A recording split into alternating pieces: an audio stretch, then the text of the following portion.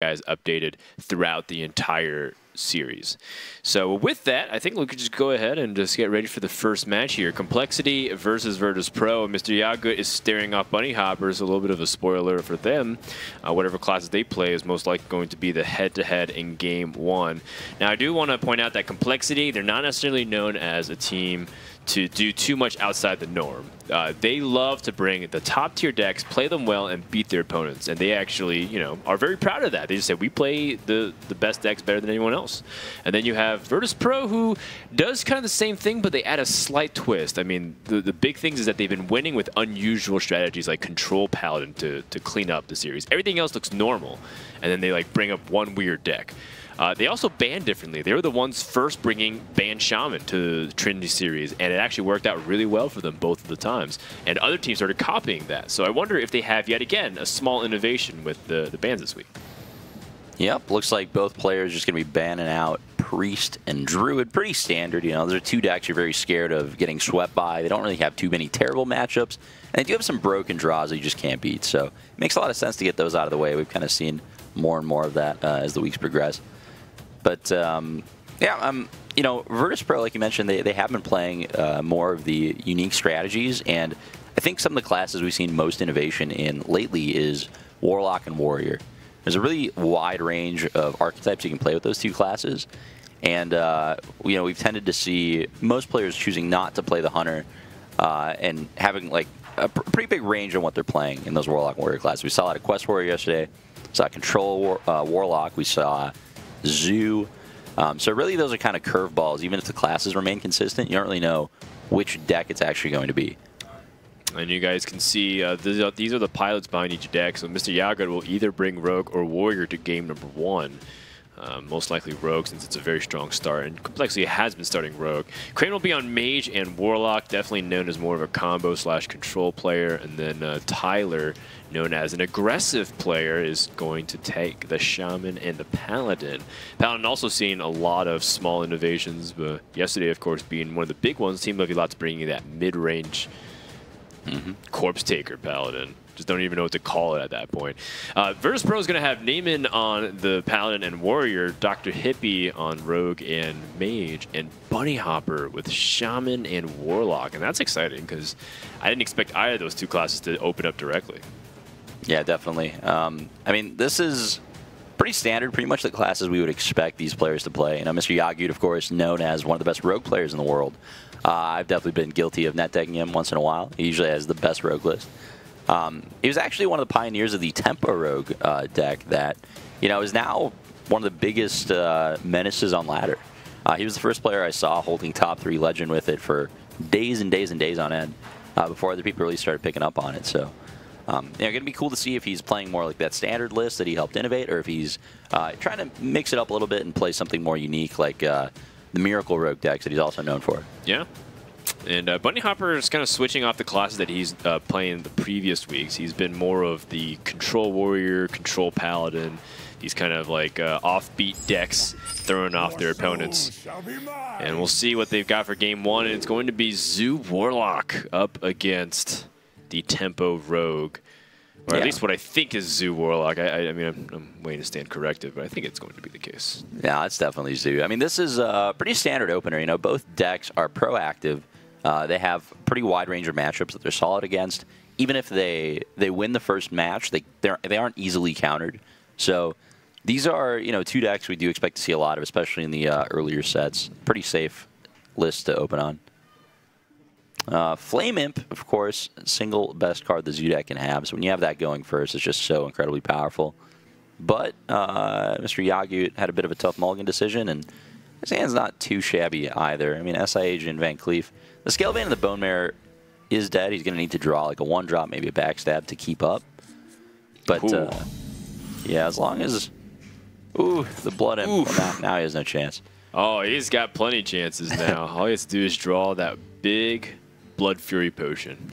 No, I meant Rogue has no chance. He can't beat Blood Imp. Yeah, this is a... So basically, both of these decks are very reliant on playing Prince Kelseth, and that is a incredibly powerful 2-drop, very swingy when you do draw it.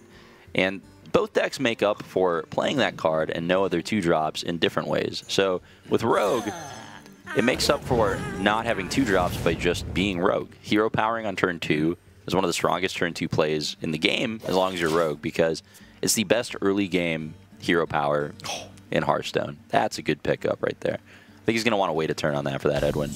But then the Zoo deck compensates by playing way more 1-drops. It just plays all of them, Blood Imp included. So turn 2, you're not looking to play a 2-drop. You're looking to play double 1-drop.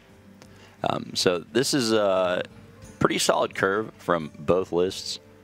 We'll see if Vicious Fledgling gets out of hand. If the Rogue can't control the board and that Voidwalker protects Fledgling, you know, it's very possible it just gets there. Like, you know, Mr. Yaku doesn't really have an answer for it right now because he's going to have to use backstab on these other minions just to not die.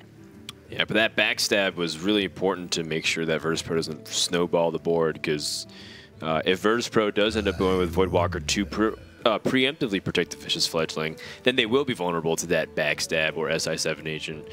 Mm-hmm. You know, honestly, I'm pretty surprised that CompLexity chose not to keep Sousy captain.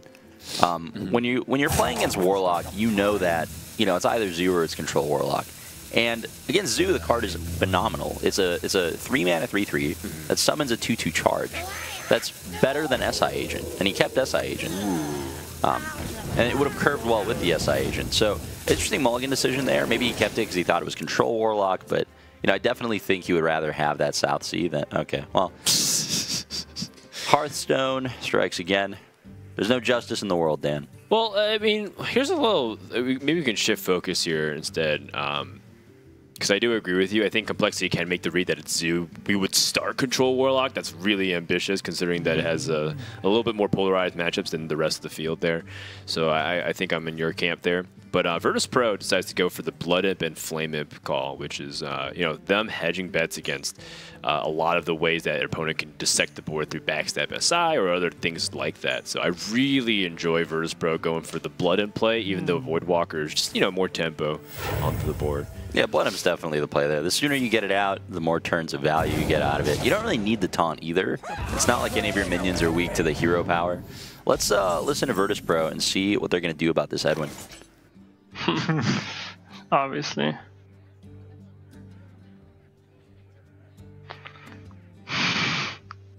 And I'm playing the Voidwalker. Do I play double 1-drop? What's wrong with happening? What do you play the next turn? So many possibilities. Like double 1-drop, you protect the Imp. Actually, playing the Fledgling isn't that bad. We can trade into Van Cleef the next turn. And if we play the next turn, we can tap and play the double 1-drop. That's true. Yeah, like it. Like the other possibility was tapping, just playing the 1-drop, but yeah, it won't be able to. I mean, you have so many top decks, good top decks. You can just play double 1-drop. No? Yeah, since we want to trade into that anyways.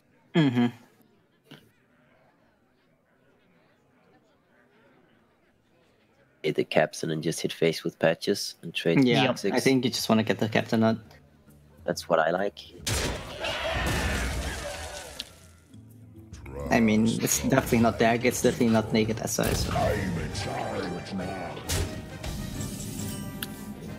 If he plays the 4/4 demon, I guess he gets like 2 value trades. But the crystal we were right. But I don't think putting patches into the imp was worth it ever. So like, good. Trade with whom? With Van Cleef. One click. What's wrong with? You are at 20 already. Yeah, I like playing the double with the Voidwalker and the Imp. This way, he needs to trade with the captain and with patches, or maybe 2 hero power, but that's gonna be okay-ish for us. Plus, we have chance to buff twice. What do you think about killing the captain? No, The captain? No. And tap and playing Blood Imp? No, Voidwalker and the Imp is better. The buff, Voidwalker, 50 chances. No, that seems okay. Okay, yeah. Yeah, a lot of options, as always, when you have a handful of 1-mana cards. There's a lot of different combinations of cards you can sequence. They opted to play the Blood Imp here. Oh, interesting. Yeah. But he doesn't have a dagger put up. Yeah. Yeah, I think I would have liked to see the Abusive Veteran, especially the Atcher's Veteran, considering they have, Mortal Coil in hand, rather than the Blood Imp. But, getting Blood Imp out early is, of course, always tempting. At this point, again, there's a lot of decisions here for Zoo. A lot of people tend to think, okay, it's Zoo, it's an aggro deck, you just curve out, go face, whatever. There's actually a lot of options. I mean, he can Mortal Coil Patches, he can Life Tap first. I mean, even the order that you play your cards is debatable here. You can buff your Blood Imp, trade that into stuff. Maybe you want a Mortal Coil Southsea instead.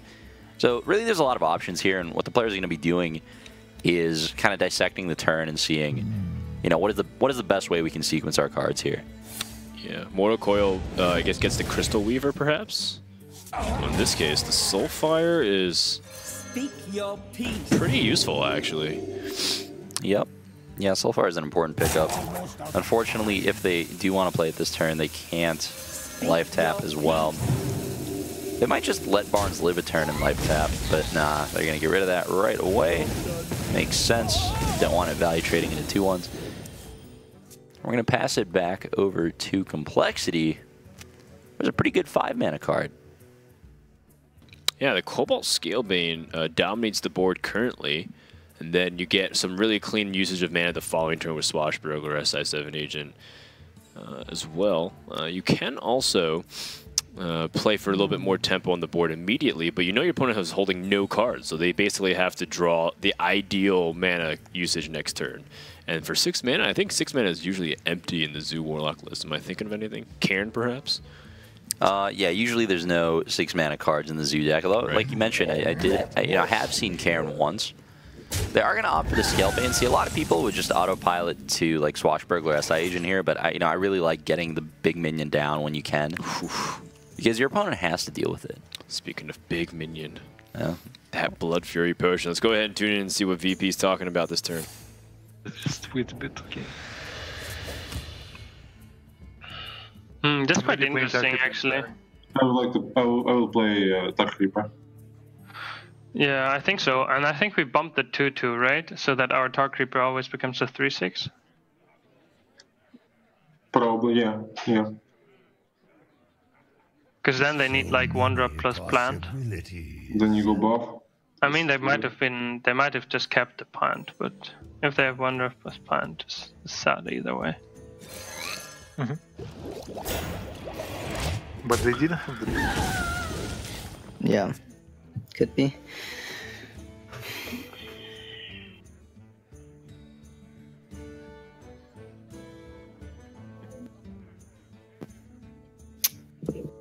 How about double 3-drop and then just aside a guy and pass? We definitely don't hit it. Yeah, I want a Scalebane buff. Yeah, I want like double 3-drop as well. So, if they Bone Mare, what do we do? If the Bone Mare goes to 10, it could go to 11. Then we Bone Mare them back, right? Like, we can't play around Bone Mare anyways. No. So it's fine. It's fine with Bone Mare, right? Yeah. Double 3, so right? Yep. Is it never Swashbuckler? Because Captain... Probably not. I think I just want more stats on the board. What if we don't Bone Mare next turn? Then we have Burglar Bone Mare on 8, right? Yeah, I like double 3. This guy's toast. Trade? No, he wants the buff. Makes sense. Yeah, just wait a bit and then tap. So we always tap. Yeah, but just wait.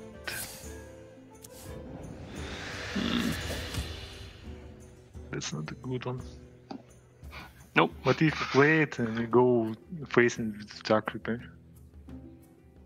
Do I play it? And then play the Imp plus the Blood Potion and trade into the Captain? Yeah, I like it more. Trade with Captain. I wonder. I mean, like the other plays are more flexible over time, but this he just trades one of them in. Hero powers, trades again. Play main plus bone mare. Okay.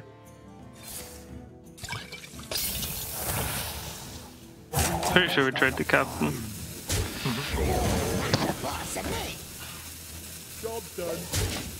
Should buff itself. Things are looking kind of bad for Virtus.pro. Mr. Yagud and CompLexity have this bone mare waiting, and I think that kind of summarizes how the matchup ends up going. Like, whoever can land the big swing turn and decisively climb the head on board will end up the victors. And CompLexity has done some cool stuff, you know, things like not attacking and trying to guarantee the Cobalt Scale Bane. And it seems like with all these random buffs at the end of turn, a lot of manipulation on how the outcome is also really important for board position. Yeah, I mean, what is Scale Bane really but a giant reverse Blood Imp? It's there have been some interesting lines of play from both teams here that I think were very impressive. I think a lot of people playing on autopilot would have done things like attack face with Atcher's Veteran rather than bumping it into Scale Bane to guarantee the Blood Imp buff on the right minion.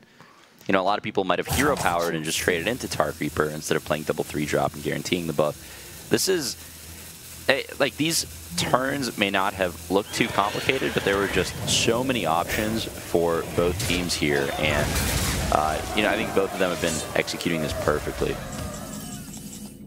I mean, with that said, though, when you fall this far behind against Rogue, it is so tough to come back. There's a chance if Doomguard is able to come down and then Virtus.pro cycles into a Soulfire. Yeah, that's the only out. So at this point, they have to find it. Doesn't really matter if they tap first or second. I guess tapping second is better. You don't discard your Gul'dan. Tapping gives them a second card, though. I mean, seeing the hands, we know that Leroy seals it essentially no matter what Virtus.pro draws here, but they don't know that, right? They're going to play it out the best that they can, and Soulfire is the card they're aiming to hit here. If they tap, they get 2 chances at Soulfire immediately, right? Well, you might as well tap after the Doomguard. Either way, you draw 2 cards. I guess right. You're right, because then you want to have the Soulfire afterwards. Almost out of time. Who dares summon me? Oh! Wow. Yeah. If only it mattered.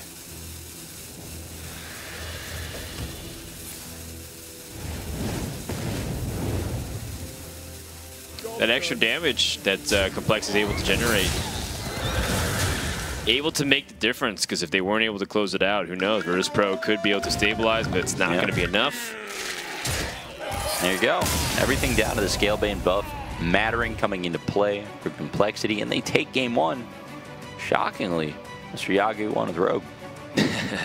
Maybe something that we're not really surprised to see, but and while it looked like, again, on the surface, like everything was inevitable, it does require CompLexity to set themselves up to have that successful thing. People won't have trouble spotting the Leroy or, you know, the Bone Mare turns, but the turns leading up to it, I feel like there was a lot of room for CompLexity to mess up.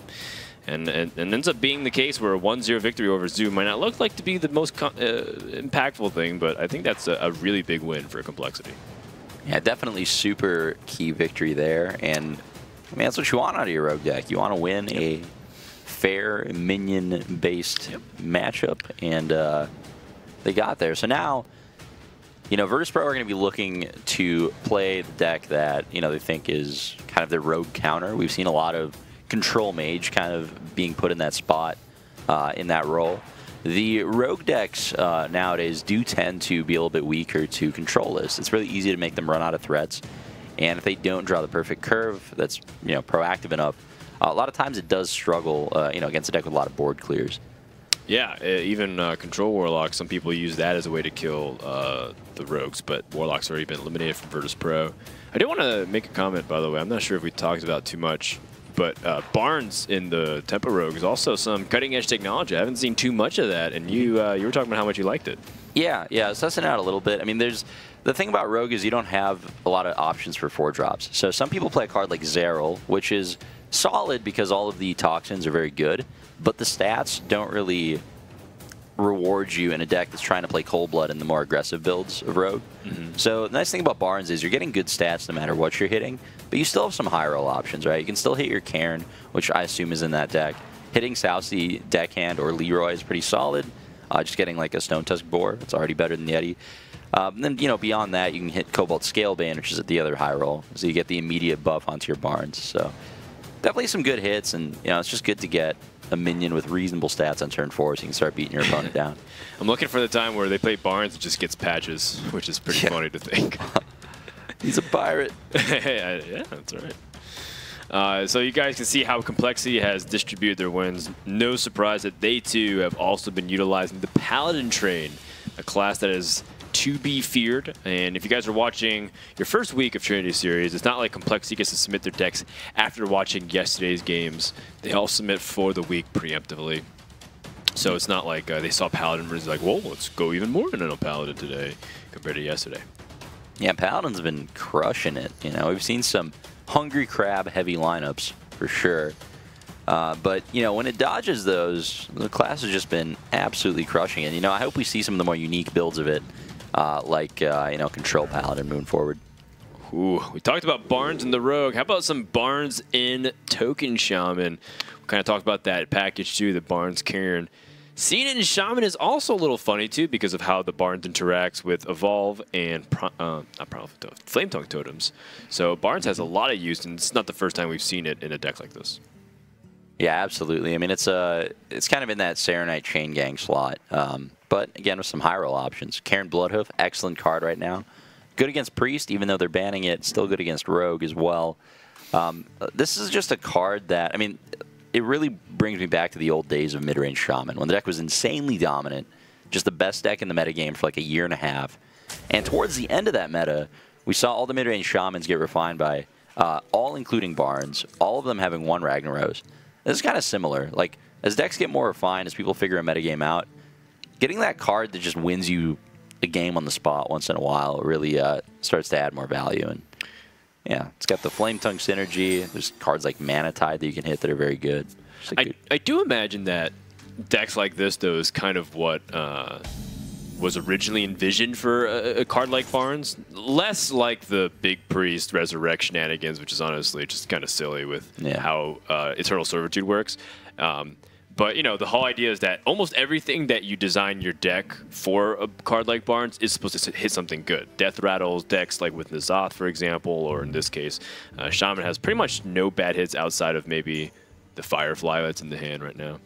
That's true. I definitely don't think the deck has been designed around Barnes, though. This list would look almost identical with or without it. I think the Cairn might be the extra inclusion, but...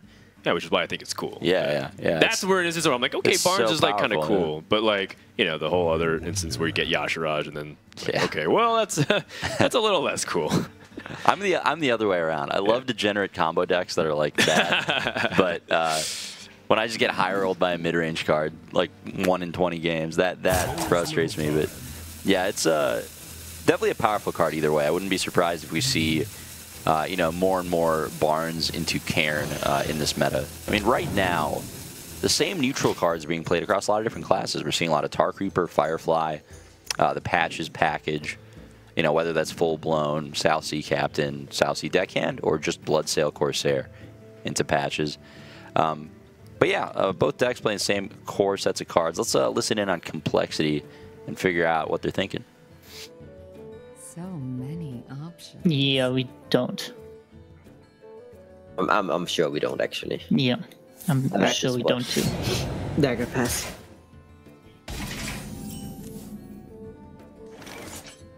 Yeah, just wait. No, actually, you can just play Primal Storm.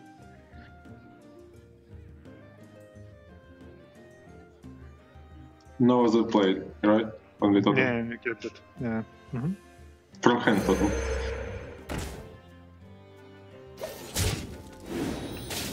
I mean, things like if they play the Captain now and they double bump that. But do you keep Captain against somebody that counter-kiss Shaman into you? I don't think it's supposed to. It should be Simon backstop. Something You don't need to keep the Captain. You don't keep The the Captain the one card. Yeah. we can never Shaku, right? That's also Because like how do they kill the captain? They have to coin Jade Lightning, and then I guess we're. But then they keep getting tokens.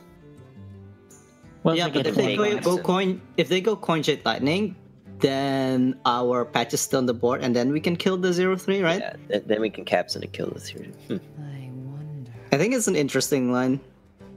And how does it get punished? Punished by pirate plus flame tongue, right? Mm-hmm. No, not even. Not even. Maybe like what Tyler said, to kill the Just 1/2 play the captain. I kind of like it. It's really hard for him to kill the captain. So we clear the 1/1 and Yeah. 1/2. Mm-hmm.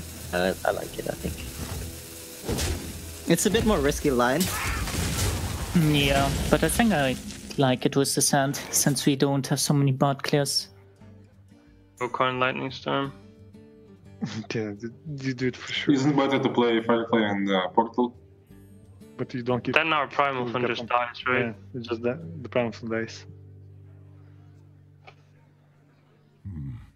What to do? So spell power this way worse. I mean double portal is good. But you will heal for a few minions on board anyway. I mean the Primal Fund will die, and this way he trades into with 1/1s, and you have the Primal Fund alive.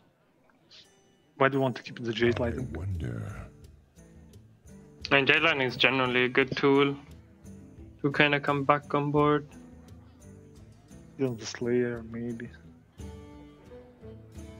I mean, if you roll spell power, then yeah, I'd probably go with the Totem, but I like Jade Lightning more. I kind of like it as well. It's not Firefly. Firefly in 2 ports, I don't like it at all.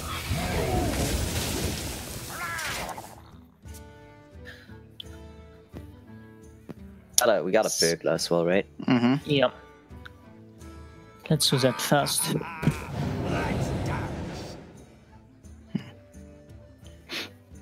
So, Captain and kill the totem, right? yeah, now we have to kill it, so right? I think so. Or can we ever go for the 1 once again? Yeah, like it's actually the same spot as last turn. Kinda. Because we do have to read that they don't have Flame Tongue Pirate, right? Yeah.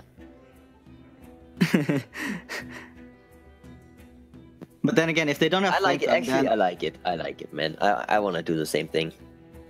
Wait, are you guys sure? Let's think about it. Yeah, I like it. the punish is second Jade Lightning, but they played the one from the top. Yeah.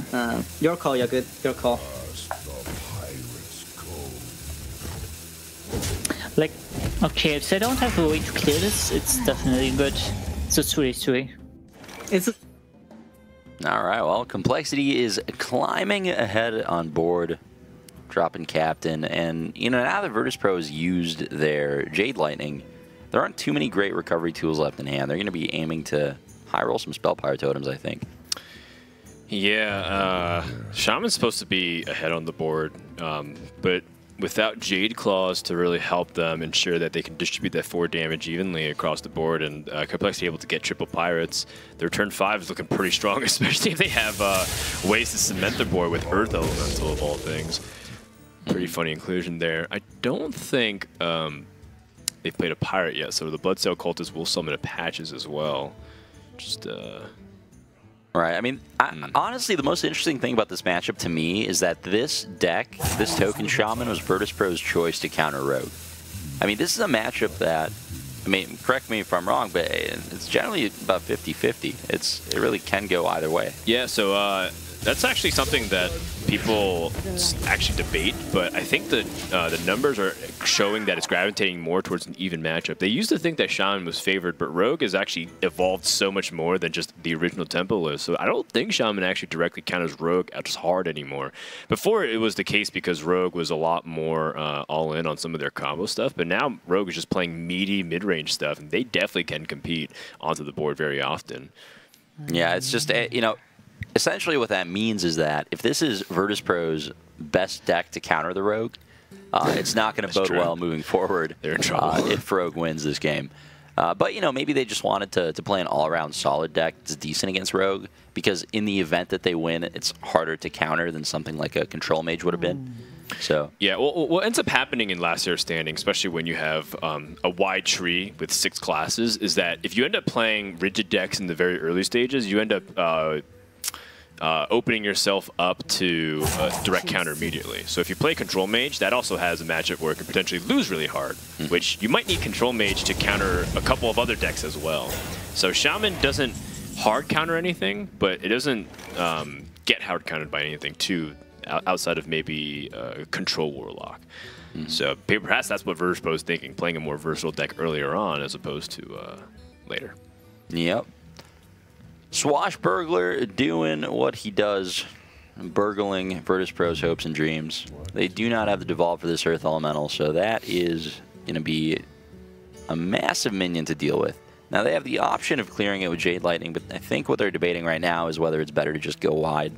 You know, playing a Doppelgangster here is not the worst. You can consider playing a Thing from Below into this board, which you probably don't want to do when there's a 3-1 on the table. So I think, personally, they're probably debating between Jade Lightning and Doppelgangster at this point. Yeah, without an Evolve in the hand, Doppelgangster just kind of really threatens the big wide Bloodlust or perhaps Flame Tongue Totems. They end up choosing the Bloodsail Corsair with Jade Lightning. I don't hate it either because it is a full clear. And that could be the reason why they end up going for this. CompLexity is also overloaded for 3, so let's go ahead and tune in and see how they can bounce back from this full clear. Shaku's just better here. Let's think about this. The thing is, if we dagger now, we can go deckhand, SI, and cleave next turn. With Shaku, we can still do that. But we just don't get the charging deckhand. And we don't get to kill anything off.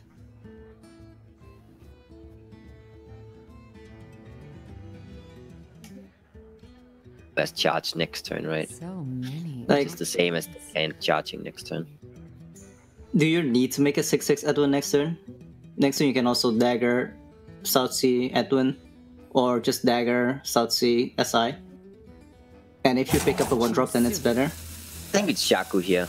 Yeah, I think so too. Spring gives deckhand charge next turn, but playing Shaku also means Shaku has charge next turn, right? Yeah. Yeah. We play Doppelgangster and Flame Elemental and just smork him. Play Doppelgangster to the left and the Elemental to the left of Square. Man, Square. Like this. Done differently, but yeah, it's still the same. Like, sure, you can go Ballmare here, but...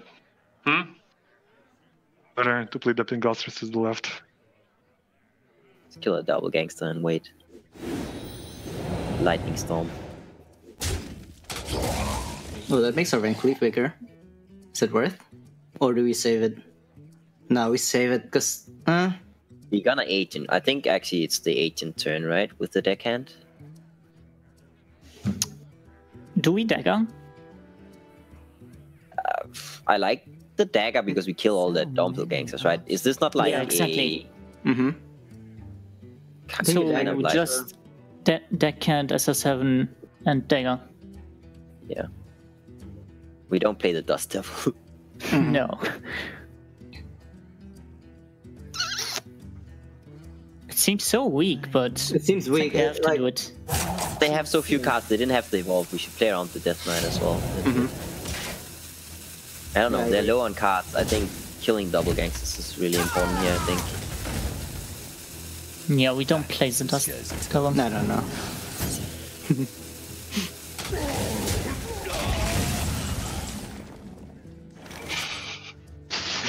I love this game. I love this game so much. Laying down Hero Power and Thing from the Wall. Oh no, you don't have enough mana. Oh, don't you? Oh yeah, you have enough. Yeah, I do. Yeah, just read.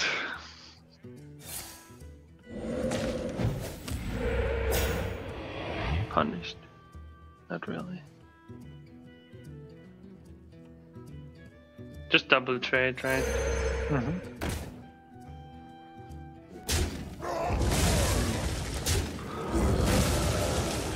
Wait, Play thing. I'd play Glocka over here instead of thing from below. Why? Because of Because- heat. Also like Glocka, yeah. Yeah, Glocka is better with the flame on the board. There is little time. Because if they split the Slayer, yeah, you just get wrecked. If you play Glocka, that's good. Yeah, and you would have played second Thousy if you had a... Yeah, they already had. Wait, yeah, just one Thousy. Galaka Crawler coming in right on time after all of the swashbucklers and deckhands are gone.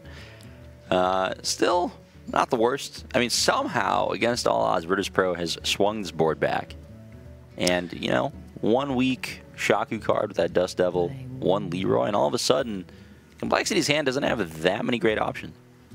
They don't have that many good options for right now, but I think in the end they should be able to win the board. The only question is, will Virtus.pro be able to close the game by then? And even if they get Bloodlust, I think they'll be short a little bit. So it feels like CompLexity is still in the driver's seat, even though right now they're under some significant pressure.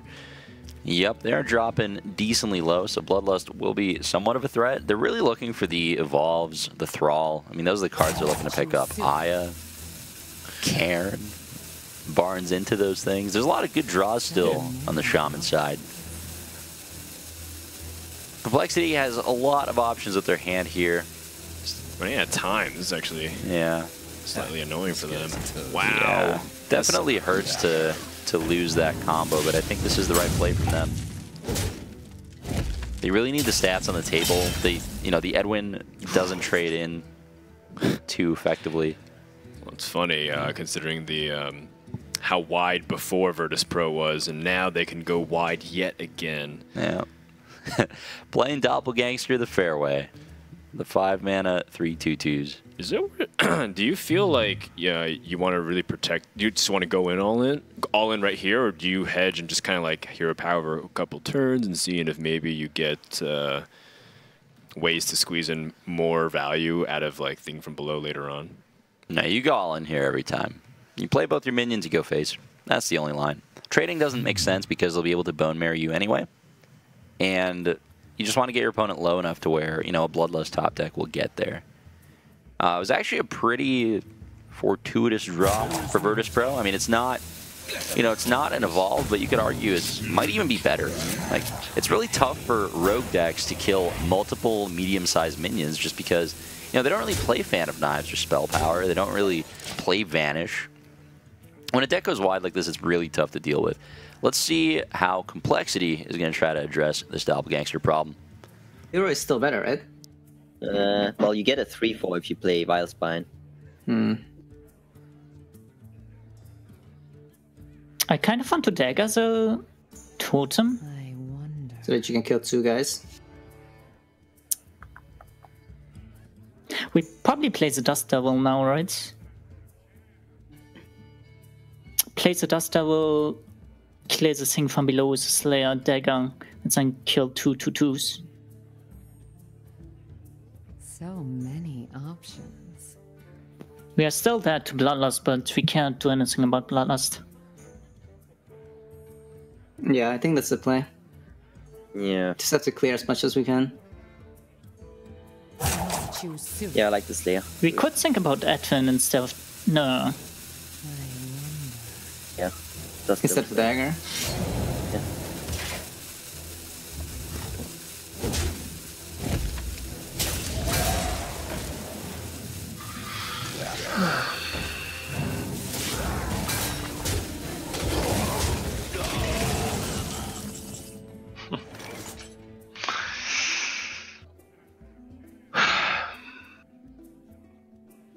Well, we just... Do you ever try it here?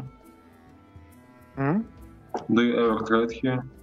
Anything at all? Think about trading. But we don't have any Jade Lightnings. How do we plan to kill them? With Jade Don't. Claws? Yeah. So we're... But what they can do? How they can trade? Really anything Yeah. they want to. Yeah, it's only cobalt, right? But like, Bone Mirror simply also just wins the game for them. Yeah, but you need to trade Galaka and the 2-2. Go face with the Pinglaster. Keep the Sign life on the board. What happens if we go all face? Does it make any difference? Yes, it does. Kill them the next round. Cobalt is doing. Yeah. Cobalt is helping them. I mean, you don't kill them if you go face. Yeah, you have to trade. I mean, now Cobalt is still, but. Yeah, because we just Leroy, right? Leroy Edwin. Wait. Don't we? Let's think about this.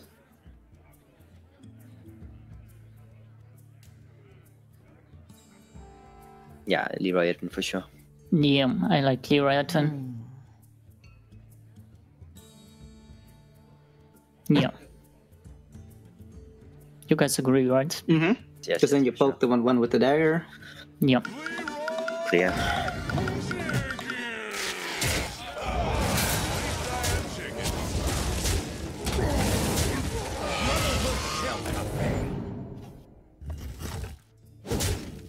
You're the liar.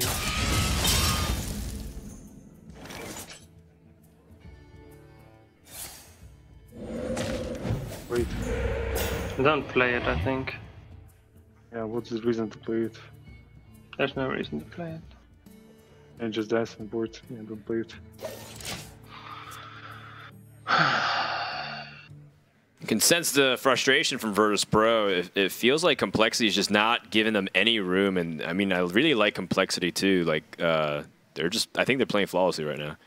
Yeah, absolutely. Excellent plays coming out of them. You know, you do got to feel for Virtus.pro a little bit. They're really looking to pick up, you know, either an Evolve effect or one of their higher impact threats, like the Karen that we saw or Aya.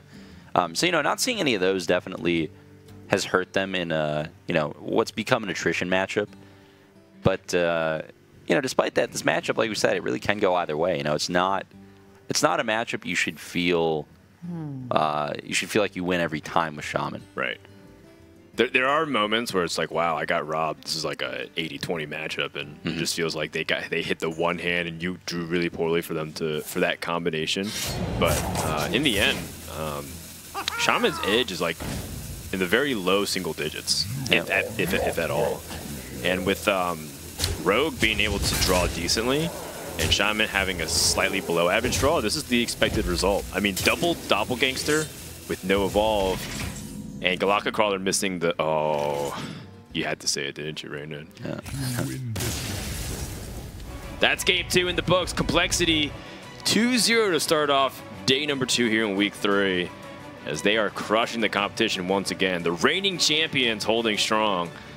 And, you know, again, they're a team that's not very flashy. They don't have any players that immediately stand out to you at all, but they just have very solid, good players who always dominate ladder, like Crane, Yagut, and Tyler, always within top 20 or higher within the EU ladder, which many consider to be the most competitive region. Yeah, definitely just solid plays coming out of them. Pretty solid deck list, you know. I really do wonder, you know, what is in Virtus.pro's lineup that can deal with this Rogue a little bit better than that, because I was still a little bit surprised by the Shaman pick. You know, it really is a bit of a coin flip matchup, and you know, I get that you don't want whatever deck you pick to be easily countered back if you win. But I do feel like getting Rogue out of the way is fairly important. So let's see what other tools they have to deal with this, because, you know, Rogue's a kind of deck, just like Shaman, just like Murloc Paladin, it can sweep several matchups. Yeah. Well, I mean, it's an interesting, because in chess theory, the idea is if you're ahead, you actually want to simplify. So you end up trading pieces as a really powerful tool, so that way you can limit your opponent's options.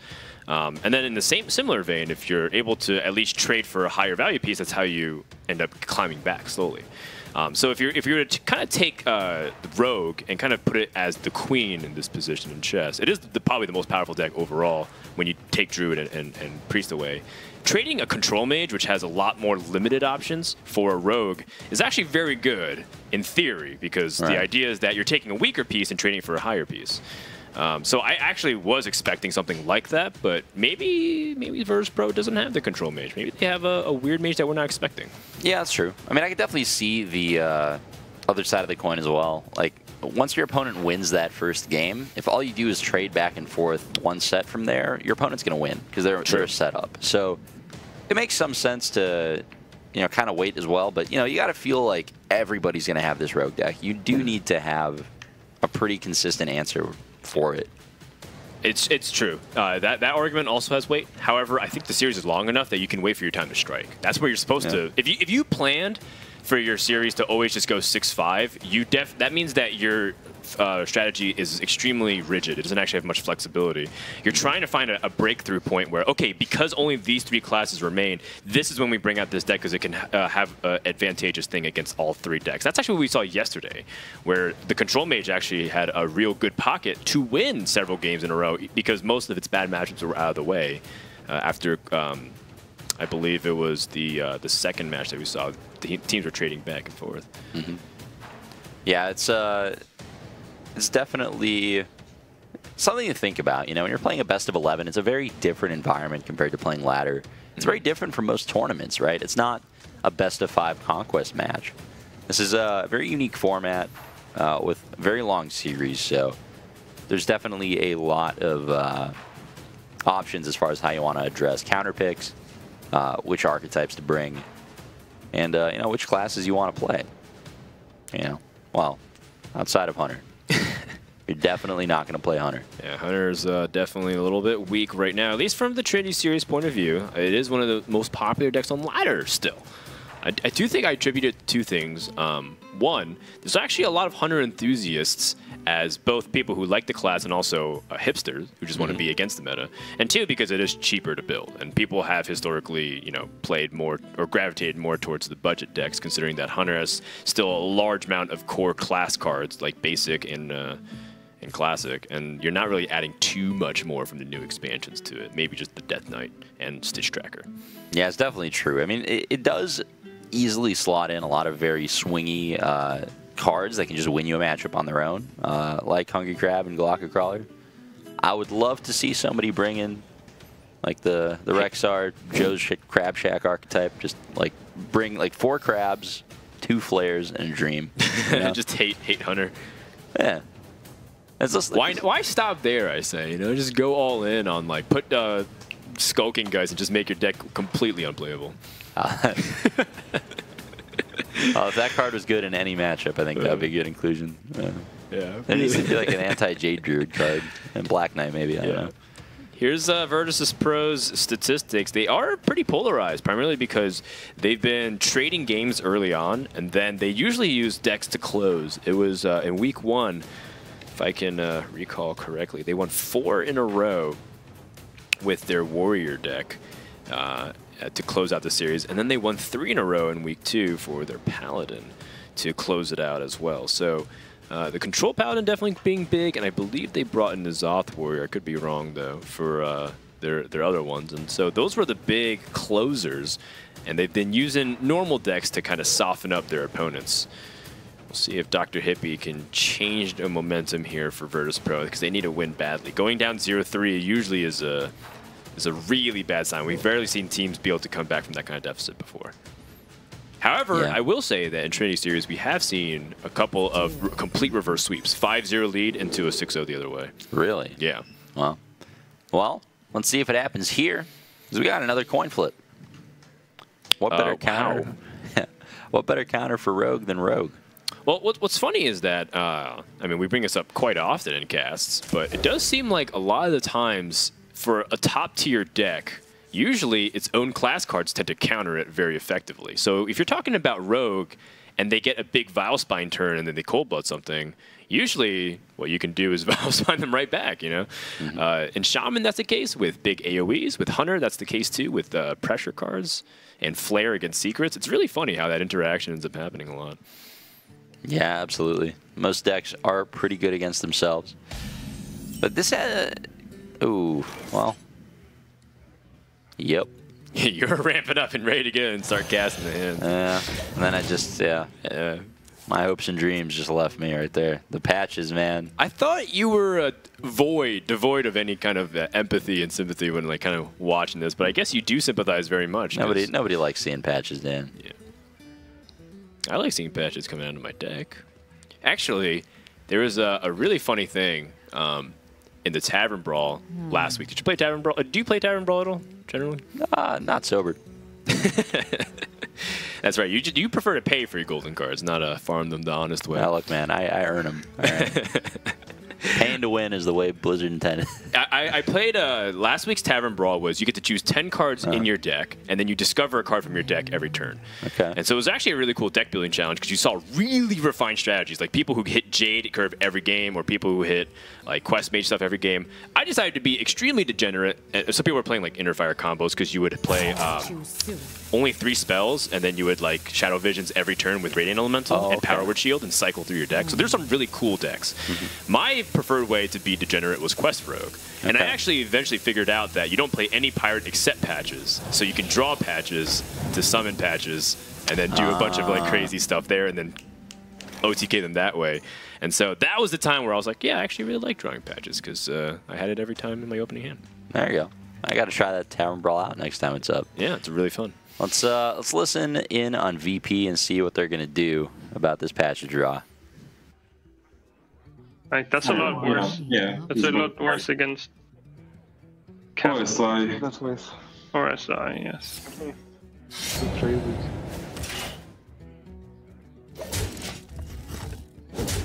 I would never ignore Ukraine. What? Yeah, just dagger. Yeah, I like this line more as well with the mirror. It's just... We get our big swing turn later. Yeah. Pointing the agent is pretty wasteful. To be honest, like very wasteful.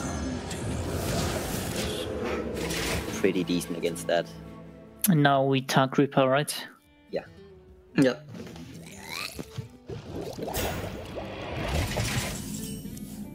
And in the matchup, Cairn is really good, especially with Bone Mare.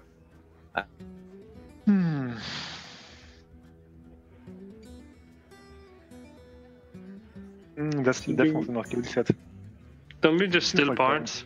I like Barnes more. We have some Yeah, more. just get just get the dragon. Yeah. Tonight, a tale of terrible I mean, they probably, like, they would have kept... Yeah, just pass. I can give it, yeah, just wait a few seconds to show if you have Shadow Step. Yeah. All backstep. I mean, they probably go Coin Slayer here.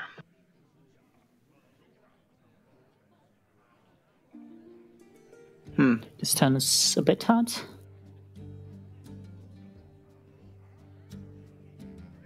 I want to play that, but is that the wise thing to do? So many options. Is it even correct? No. I don't think so. I think we just backstab SI and play the Flame Elemental. That's what I'm thinking too. And probably save the deck. Yeah, exactly. Target into the 1/1, right? That's what I like. Yeah, I like yes, that that's too. also what I like. Let's think Yeah, about let's- this just really quick. Let's not fall for the noob trap and play Kalaset just because we drew it. Yeah, The thing backstab- is, even we are forced to use a backstab this turn, right? So we Yeah. don't even have a combo for the Slayer. Yeah, that's why we save the coin as well. Yeah, We trade with Elemental, right? yeah, I like saving the dagger. Yeah. Falling for the noob trap known as playing Prince Kel'Seth when you draw at mid-game there. Can you describe that a little bit more, Raina? Like when they talk about the noob trap, what's so bad about playing the Kel'Seth mid-game? I wouldn't know. I never draw that card.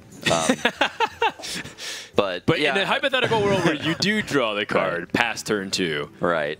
What happens? Well, you know, a lot of people look at Prince Kel'Seth and they're like, "Oh, it's this broken 2-mana card. I got to play it as soon as possible so that I get more turns of drawing minions that have been buffed."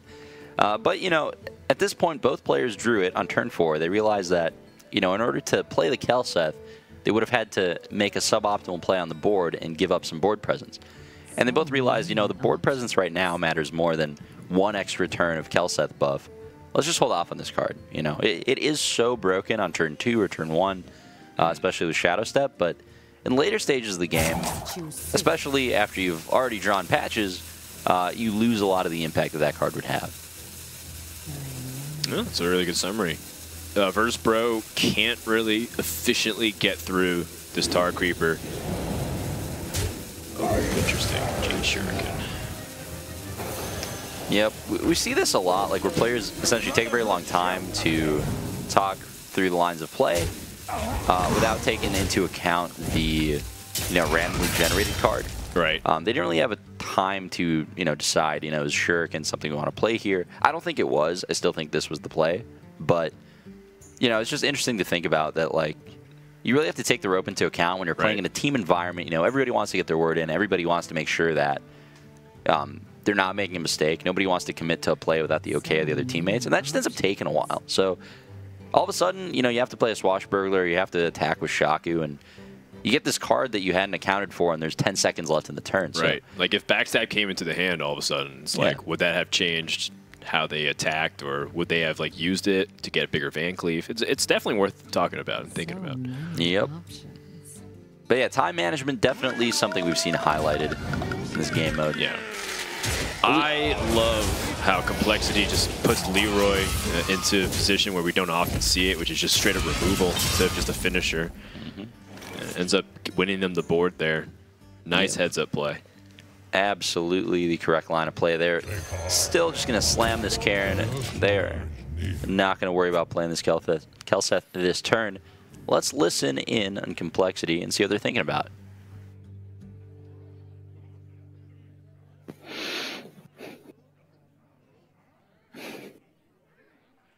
I kind of don't want to give them a Bone Mare. So many options. Is there a way where we can set up where Bone Mare isn't even good, so it becomes an 8-9? It's never the cold blood trade Vilespine, right? It could be.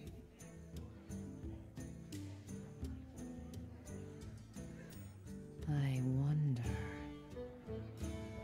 Wait, why not? I actually like it. What about Killseth coin Vilespine and then just go face? Then if they Bone Mare the guy, we can Bone Mare back. But why do we even give them a Bone Mare? Yeah, I like denying them the Bone Mare now. Because they lose... They kill this, right? Yeah, kill it good. They lose so much tempo because they can't Bone Mare on 7. I think it's close, really close though. I wasn't even looking at this before you mentioned it. I was like looking at face. Whoa, I was the one who mentioned it. Oh, okay, okay. I think it's still fine. I think it's fine. I was thinking about it first. The thing... You guys can have it. I was looking at face. I was just like, let's go face before you guys mentioned it. The thing is, like, Killseth's Bone Mare... like, Killseth's Vilespine was also pretty good. We could just, like, Bone Mare back if they Bone Mared. Yeah. But they heal it right easily.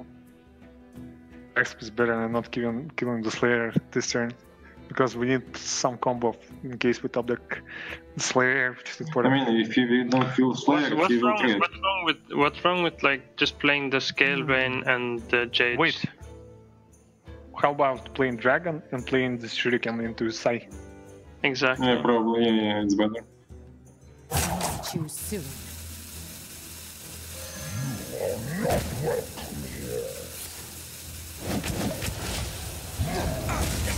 Well.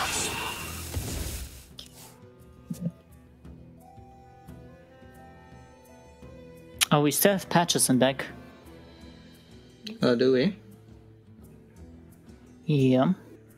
But then you have to play Prince, deckhand, and do nothing. I don't like that. Well, we could deckhand Cairn, but I don't know. That's not bad, right? Then they Bone Mare, they get a 9/9, and then we get to Bone Mare them back. I think, like, the thing about the deckhand Cairn is that the patches kills the 4/1, which is pretty neat. Yeah. Right. So if we, it's just the 4/1 is really annoying. But if we Bone Mare, we kill the 5/5. It has 3 health, then it dies for free. So we deckhand Cairn? I really like deckhand Cairn. kills it for 1 and play Cairn, right? Yeah. Yeah, okay. I don't know if we went a little fancy here this game by not bone marrying, but Oh, that's doable. Thinking backstabbing. Isn't it better to play in the fledgling, to play Prince, fledgling, and hero power? The Slayer, Dragon. I like it more than playing Bonfire. I like it way more as I well. was thinking just bone marrow and then to the dome, but No, if you play Bonfire, we trade with Slayer. Yes. I like playing Prince, and we can still save the Same. backstab. Yeah. And they need to decide whom to kill. I wonder. If Prince gets buffed, that's awesome. I mean, we every don't time like- trading here. Yeah, the only yeah. So we just play. consideration Yeah, okay, we just play those. Yeah, sure. is- The only consideration is playing backstab to avoid 2 damage, but yeah, they already used cold blood to be range. Choose No, that's not a. That's like not even a concern.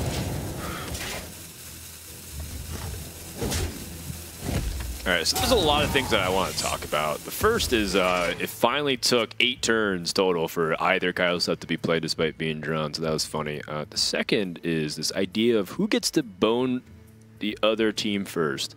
Yeah. And it seems like they're really a big point of conversation is, well, we will let them bone mare so that we can just bone them back. Yeah. No, I think you definitely want to be the first one boning. It's got to be better because then, you know, you have a taunt minion set up. They have less options on what to trade into, and you just develop your stats before the other player. It's not like Bone Mare is necessarily vulnerable to cards like Vilespine Slayer either. So I feel like if you're reactively Bone Maring their Bone Mare, it's just a lot less effective. But definitely something the players are discussing. Kelseth finally coming down, like you mentioned. Still not going to be down for Complexity, at least for another turn, it looks like. Yeah. Oh, no, they are going to go for the South Sea clear. That does make some, yeah, it does make sense, to be fair. Like, you don't want to be Bone Maring to kill a 2 health minion that has 5 attack. You just lose a lot of the value there. There's something that is also very subtle, too, about, like, why you want to have even just a dagger up for things like that. If they had the South Sea and the Bone Mare this turn, that's, like, way better. But they had to end up clearing the board this turn instead. Yep. Well, it looks like Virtus.pro is going to be the first team to Bone Mare, and it's definitely not bad here. I mean, that Cairn Bloodhoof is a ton of value to get through, though, and the fact that, you know, it'll just be able to cleanly trade back in here is going to put Complexity back in this. I mean, it gets the clean trade, but Virtus.pro perhaps gets to get the value trade preemptively as well. Right. Any... Ooh, okay. I was going to say, like, something like a backstab would be pretty strong here as well. They can just Bone Mare after trading. But, yeah, this is... This just has to be Bone Mare. I don't think you can take 13 from this position. I think they might have been considering trading first and then Bone Maring, but that's clearly just worse. All right. Well, the first Bone Mare seemed better. Well, I mean, they got to keep the 4/5 on board, which is might make a big difference. Yeah, imagine like a Shadow Step too. It makes you so vulnerable to cards like that if you're the second one to Bone Mare. Ooh, Shadow Rager. Let's see if this ends up being a big player in this game. Let's once again dive into the team comms. See who's going to come out ahead in this game. Yeah, that's a lot.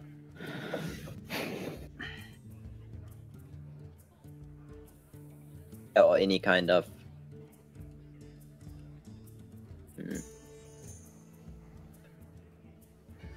Spine Slayer or any charger. The charger isn't really good enough. We have no chargers anymore. Oh, they're all gone. Okay. Okay, that's That's good.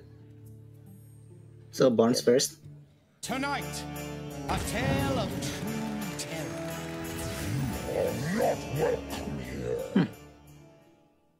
Yeah. This guy's toast. We should trade, I think. Yeah, we should take it. Wait, Right. let's think. Like, we only saved 2 by not doing it, and then we might have to end up... Well, the thing Yeah. is, we also give them the dagger, but Yeah. they So go down to 13. We just need them to not top deck Leroy. So many. 1 in 17. Wait, then they are dead, right? They need to trade with a minion. Yeah. So we have to trade, right? Yeah, I like the trade. Also the fact that they're dead on board if they don't like Draw Leroy, exactly. if they don't trade, basically. I mean they can trade now, right? That's fine, but Yeah. it's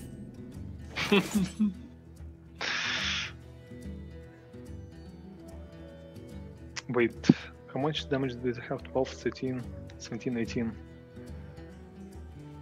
Somewhere.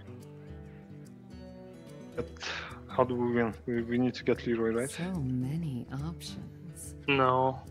We can just double try it. Double try it and pass. Pass Coldblood isn't lethal. Only Leroy gets this out. It's gonna be 7. I mean, we No, tried it's like the Slayer is really good. If they have any bad top deck and we just play any playable card. You definitely trade into Bonmare with 2-2 and you hit with the face into 1-1. And I like going face with the 5-1. They need to trade with that one. And still Leroy is still lethal. Yeah, like point. Don't play. We keep in Slayer in hand. Yeah, and go face. Keep. It's not Leroy's not lethal then.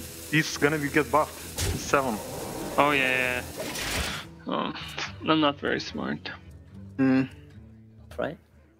It's 1 off. Yeah. But we beat Leroy, right? If it's only Leroy. Like I think they would Shadow Step the Shadow Rager, right? Yeah, like hit and Shadow Step it. I also really, it's probably Coldblood then. Yeah, most likely Coldblood. I don't know. Well, if it, yeah, it could be Coldblood. But I think we attack face, Shadow Steps as a 7, and then as a 7 the Shadow Rager. Yeah.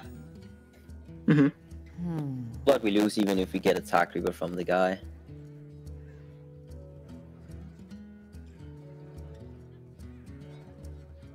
Yeah, I don't think Attack Reaper matters.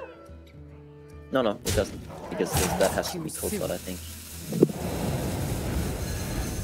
Like the 5-1 if you had it, right? This guy's toast. I think it can only be Coldblood. I can't think of anything else. Leroy? I actually like you can keep Leroy as well, right? Not going to Redagger. Sure, doesn't matter. Play around Harrison. Be Leroy, I guess. Still. Yeah, play around Harrison into double if it's. Oh. Oh. Okay.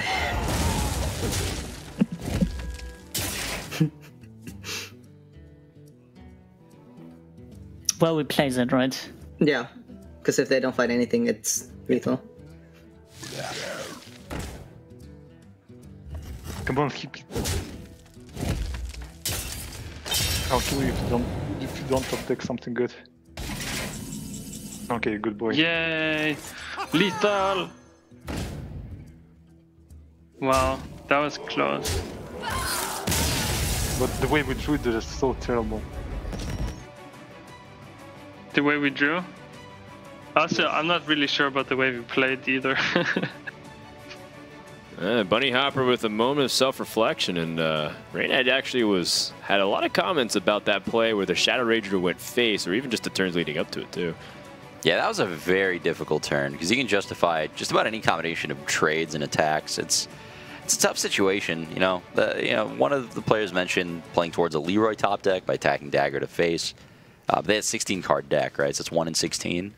So you would only make the Leroy play in the event that you think your odds of winning at that point are less than 1 in 16, which they weren't. I would have opted for a full trade play. They kind of did an in-between, kind of hoping that their opponent would have to trade into their minion.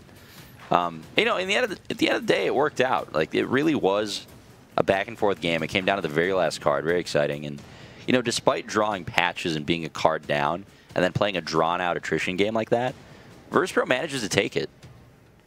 Yeah, and I think the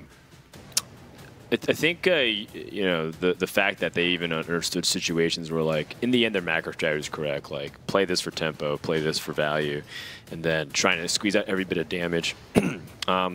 it definitely felt like they could have optimized a lot further. I look at the turn that they didn't hit face with their 5/5, but I guess they were really afraid of the Shadow Step, which eventually came into the hand of CompLexity.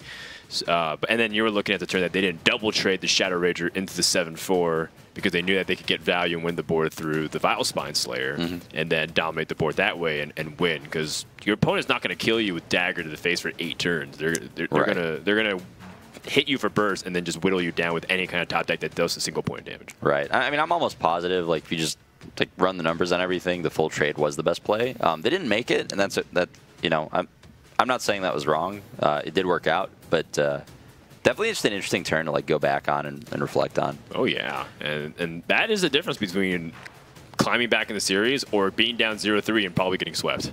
Right. Absolutely. I mean, that was a key win for Virtus.pro, and they were just a turn away from going down there. So.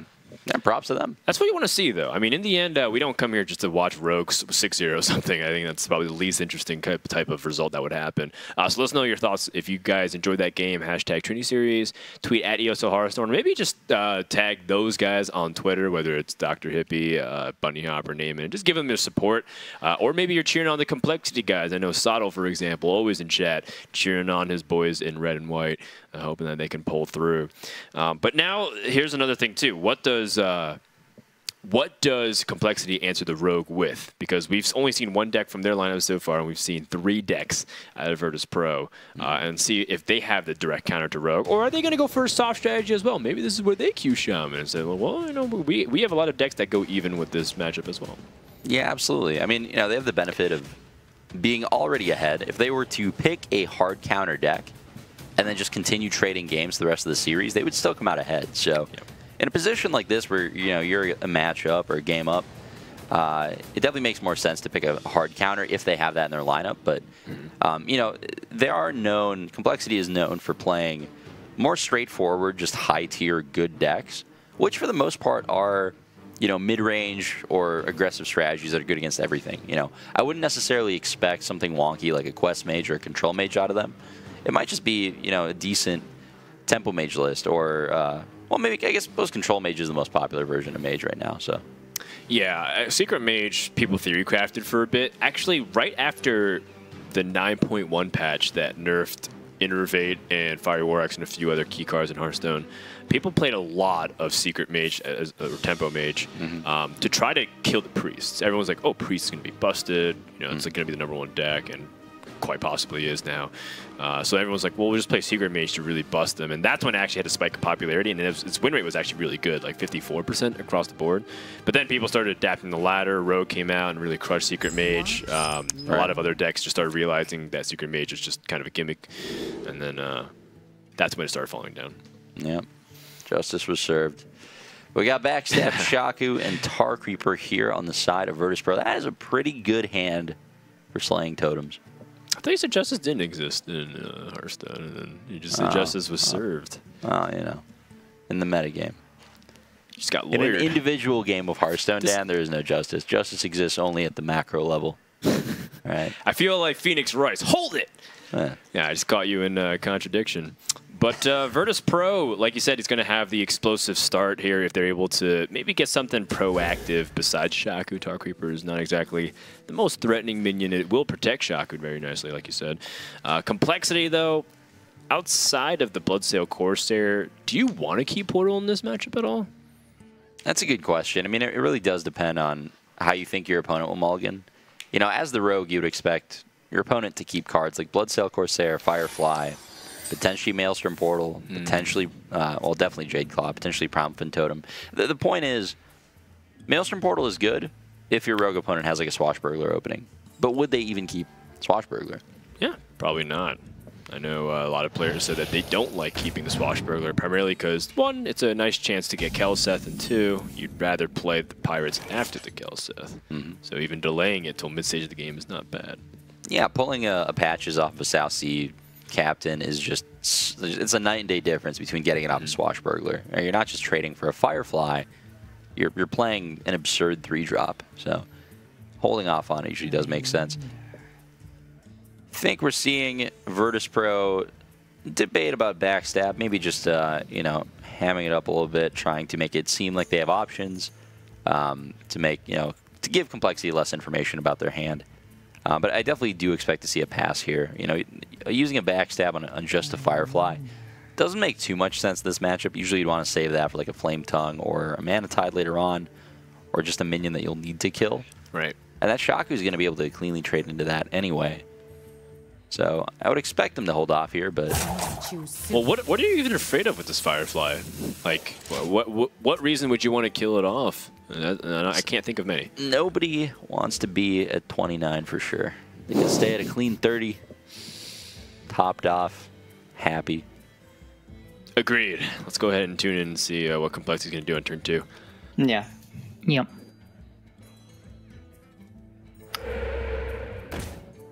If they daggers, then we have Blood Seal. Yeah, like if they try with the dagger deckhand, coin deckhand thingy, something, I don't know. Do. I like going Shaku, yes. I like it, it's fine. Yeah, just play it instantly.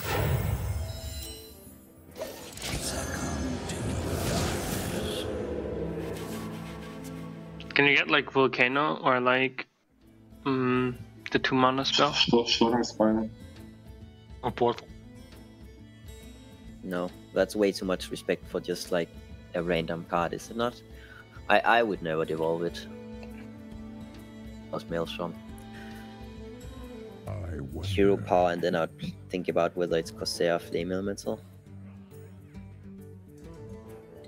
Yeah, I think it's just Hero Power Flame Elemental.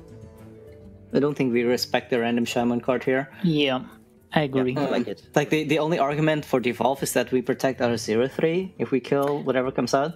Is it never Blood Sail? Let's think about Blood Sail. Because We get.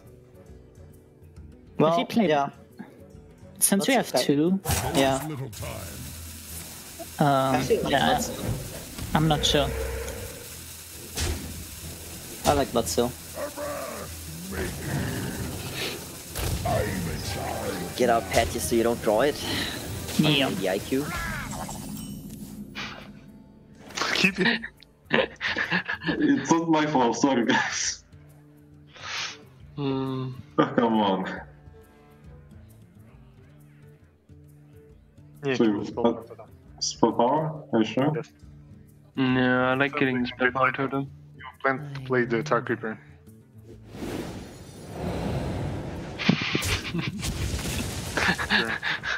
Do we need to backstab? Do you backstep? No, probably no. You just play. No. Yeah. If they have Flame Tongue on top, like, I mean, they might have Flame Tongue because of what they kept, but then we just lose anyways, right? Yeah, Tar Creeper. I think by this point in the game, last game, when we played the Shaman, we were behind on board. Yeah, so CompLexity choosing to hold off on devolve a bit and gonna get rewarded for it here. I mean, getting rid of a Tar Creeper and a Shaku is pretty good. Those are not easy minions to deal with otherwise. Yeah, and they developed the board so much that they can pretty much pick off a couple of trades, and Powerful Totem continues to generate 1/1s to get them value off of things. The Jade Claws does overload them for a 5, so they don't actually threaten Bloodlust, maybe giving Rogue a little bit of extra breathing room. Oh! Oh! That's interesting. Wow! Yeah, defended. Speaking of lawyering. Phoenix Wright in action in the game. I love that series, by the way. It's great. Super fun. Hey, actually, a side effect that we just saw, too, is that Public Defender indirectly kills a 1/1. It's true. No Primal Fin tokens. So it was like a 1/8 without dealing damage. So strong. Would you put that in Old School Zoo? I would put any minion made after 2016 into Old School Zoo. Everything just has +1/+1 compared to beta. Remember when Shattered Sun Cleric got nerfed? That was a big deal. That was a big deal. Yeah. That's what constituted a broken 3-mana minion back in the day. It was, I mean, 3-mana 4/4 still is pretty good. Yeah. Right now. but it still probably wouldn't be playable. Look, 4 mana 7/7 is borderline playable right now. Yeah. That's kind of crazy. We're seeing an aggressive shaman list right now. It doesn't play that card. Yeah. 4 mana 7/7 is not good enough. It's crazy to think about. Let's go ahead and once again dive into the team comms. CompLexity is just still drawing 1 mana plays. Definitely like just killing knife, but Yeah.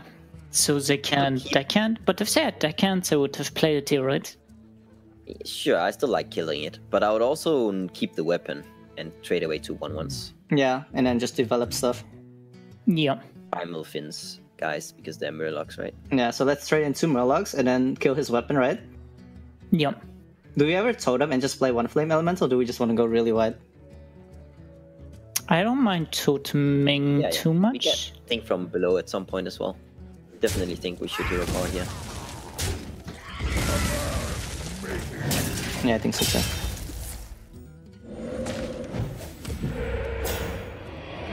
Positioning? Does it matter? Let's hurt them at the 1/1.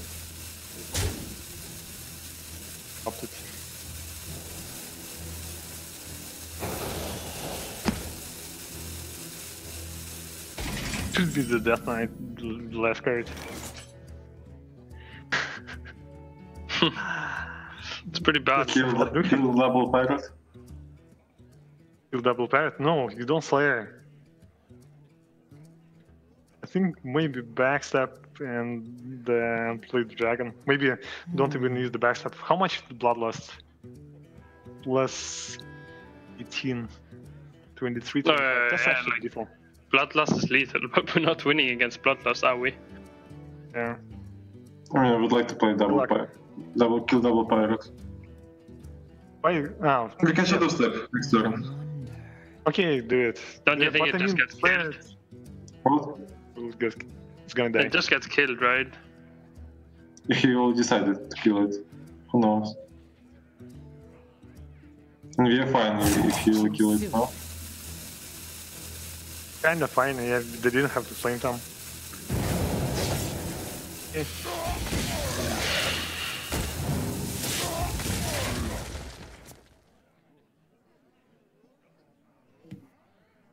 So definitely hero power, right?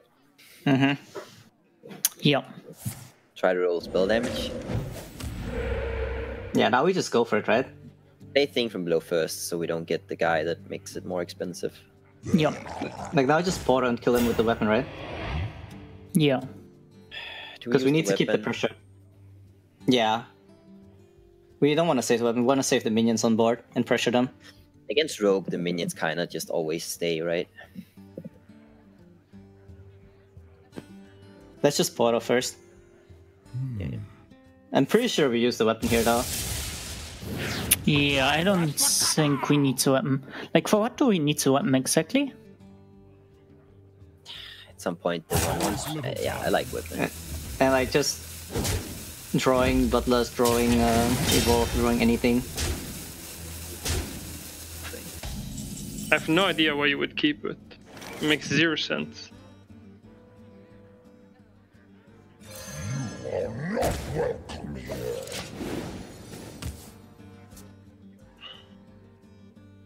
Yeah, we should clear that, right? Yeah. The portal again. So what are we trading? Definitely the 1/1. Yeah. Mm-hmm. The 2/1 is stronger than 2 1/2s. I kind of think. So we should trade in with the 1/1 and then part the first, right? Mm-hmm. Because that's happening every time.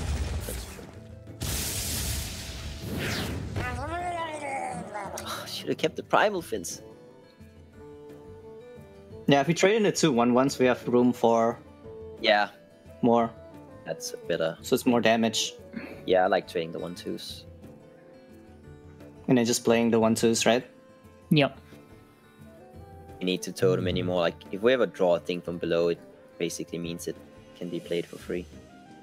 So by doing this, it means we net 1 damage on board. Really important. All right, well, Virtus.pro fallen really far behind, a point where it's going to be very tough to win. And, you know, I kind of want to go back and talk about turn 5, because I feel like that is a turn where, had it been played differently, Virtus.pro could be in the lead right now. We saw them play a backstab Vilespine and pass when their hand had 2 Shadow Steps and a Cobalt Scalebane. They were behind on the board. Their opponent had a lot of minions. Yeah. And they were afraid of dying to Bloodlust.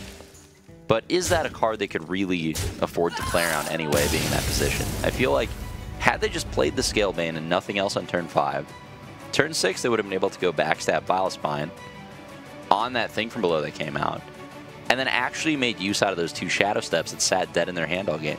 So, you know, I really think a different line of play there, had they just played the Scalebane a turn earlier, might have been able to put Virtus.pro in that game. But as it stands, ended up being pretty lopsided victory in favor of CompLexity. And props to them for playing it well. Yeah, they CompLexity did a good job because honestly, they drew just really weak minions and a thing from below. they made do with Jade Claws, a thing from below, and a bunch of tokens. Yep. So they did what they could, but honestly, Rogue had so much potential in hand. Double Shadow Step with Vilespines, or even just landing a single Bone Mirror on something and being able to like finish off with Cobalt Scalebane. Their hand had so much potential, and I feel like they threw it all away. Yep. Yeah, that's not to say that it would have been enough to necessarily get there, but it would have been a game of Hearthstone as opposed to, you know, the Firefly Massacre over the course of 7 turns. But, yep, solid game from CompLexity. They have the lead once again, or they never lost it, really. But yeah, pulling further ahead. Yeah. And they came out on top of the other side where Shaman was queued into the Rogue. So now Rogue has been officially killed, and we'll see how Virtus.pro is going to fight 2 games down. We're going to take a quick intermission, and when we come back, we're going to continue CompLexity versus Virtus.pro.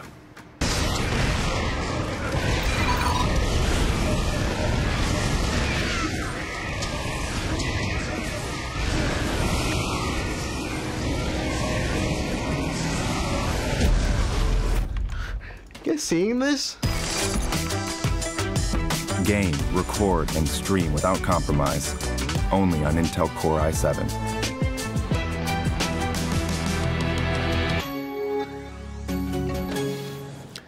Welcome back, everybody, to the Trinity Series, brought to you by Intel. Big shout out to all the people that make it possible, as well as Twitch and ESL. Let's talk about what's happening here. If you guys are just tuning in, CompLexity is up 3-1 as their Shaman has taken down the Rogue, and now that Rogue's been officially contained on both sides, how will Virtus.pro fare? Since it's very clear that their Warlock deck is not going to be fitted to it because their Zoo has already dropped. So what is the next best option for Virtus.pro? Yeah, I mean, Shaman is a powerful deck. It's not the absolute worst against just about anything. You know, it is a proactive strategy. Mage does tend to do well if it is the control list. If you are playing the AoE cards, if you have Blizzards, Volcanic Potion, then it can be pretty strong. And it looks like that's what they opted for. Yeah, Mage is, if it's the control variant, pretty solid against Shaman. It's tough for Shaman to get anything going. The strongest tool for CompLexity in this matchup really is going to be that Doppelgangster Evolve. As good of a deck as Mage is, it's not very good at dealing with multiple big minions. And even if they Frost Nova Doomsayer against the Doppelgangster Evolve board, CompLexity still has the option to devolve to counteract that play. So, yeah, it takes a lot to pressure the Mage. It usually requires one of 2 things. One, either the ridiculous start, such as, you know, the Tunnel Drog Totem Golems, like unstoppable 7/7s. That's how you can pressure them. Or if you have like the Jade Druid approach, which is like tall and wide, basically the best of both worlds. Really big threats that Mage can't deal with unless they Frost Nova Doomsayer and you can't answer. So Shaman does have to lean towards one of those 2 ways to pressure. And without a big evolve, it won't really happen. They do have Thrall Deathseer. That's also another possibility. If Mage plays really slow with card draw early on and lets Shaman build a big board, CompLexity might be able to find a window to use that Death Knight. yeah, absolutely. I mean, getting those high-value minions like Aya, the high-impact cards like Thrall, even the Manatide Totem, like these are strong pickups in the control matchup. They're really going to want to be developing threats that aren't just going to lose to, you know, weak AoE like Blizzard or Frost Nova Doomsayer type of effect. Virtus.pro here had a lot of options, actually. You know, they could have just hero powered patches. They could have primordial glyphed. And they opted to just drop the Doomsayer instead, which is a solid play. I really like them being aggressive with the card in this scenario, because a lot of times mages will make the mistake of holding on to that Doomsayer for a long time and then just losing it to a devolve and never really getting the effect. Here they did manage to buy a turn.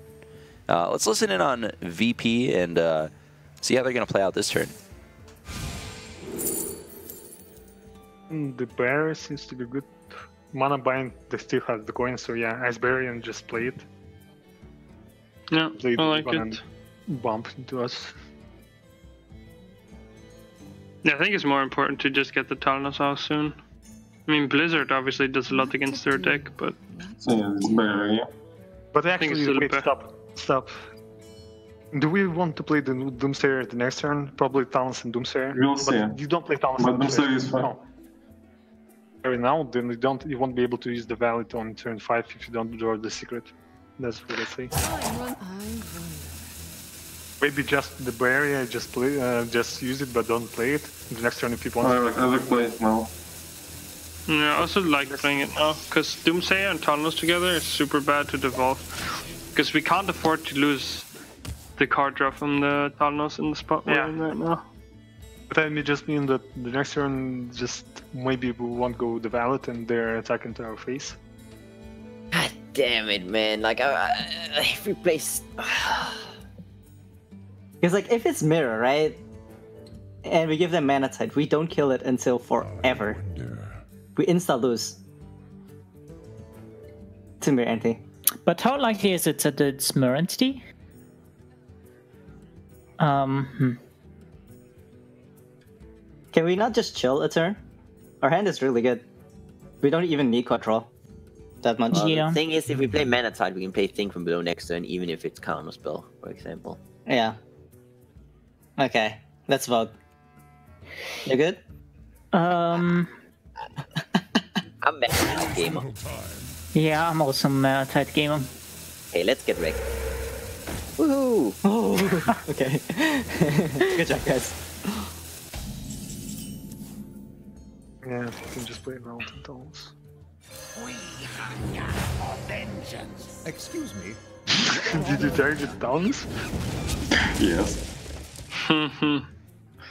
Haha.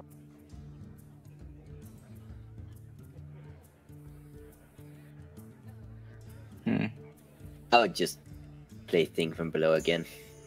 Yeah. Yeah, I would too. Is like Stonehill. No, there's no other line. Yeah, it doesn't The make other line sense. actually like Stonehill Coin, Flame Tongue. Flame Tongue behind the Stonehill. That's not horrible.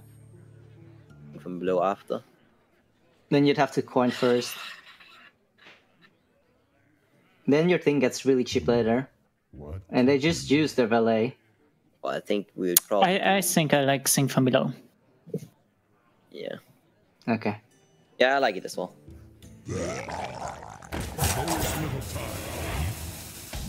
Pretty early in the game still, and yet there have been a lot of decisions already. You know, everything down to the Discover from Primordial Glyph actually has ended up mattering a lot.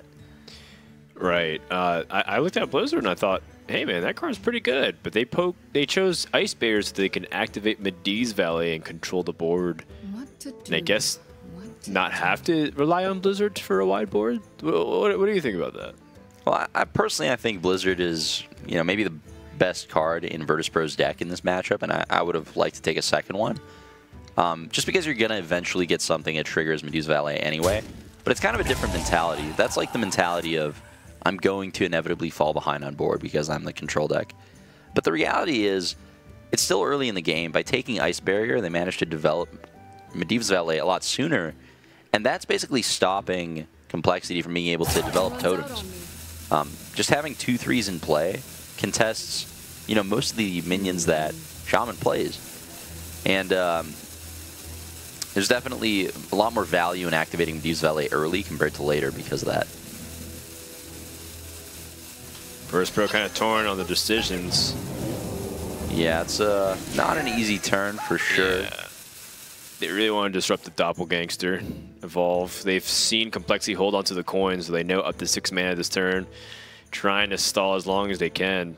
And definitely some creative plays coming out from Virtus.pro. A lot of times where I'm just like, well, yeah, just either Arcanologist play the secret or Acolyte ping, and then I kind of forgot about the disruption play that Mage is trying to do against Shaman. Yep, the unfortunate thing about Doppelgangster Evolve is that, you know, despite this Doomsayer, you know, if they have it, at some point it's going to happen. And they'll need to be able to deal with it. But CompLexity is sitting with a lot of cards in hand. Let's listen in and see how they're going to decide which ones to go with. Dirty Rat could be good, right? Yeah, it should be Dirty Rat, actually. I think there might come a time where we can try to sneak out a Dirty Rat on Alex. Yeah, I think so. There, which is a big point. Yeah. It's like... Dirty Rat, Flame Tongue. Like, I'm pretty sure they're using just straight up the same list as last week. The win condition in this matchup is legitimately in Alex. Like, if they don't Alex us, they just don't have enough burn. Acolyte ping. Probably Acolyte ping. Yeah, I like it. Is it worse? Yeah.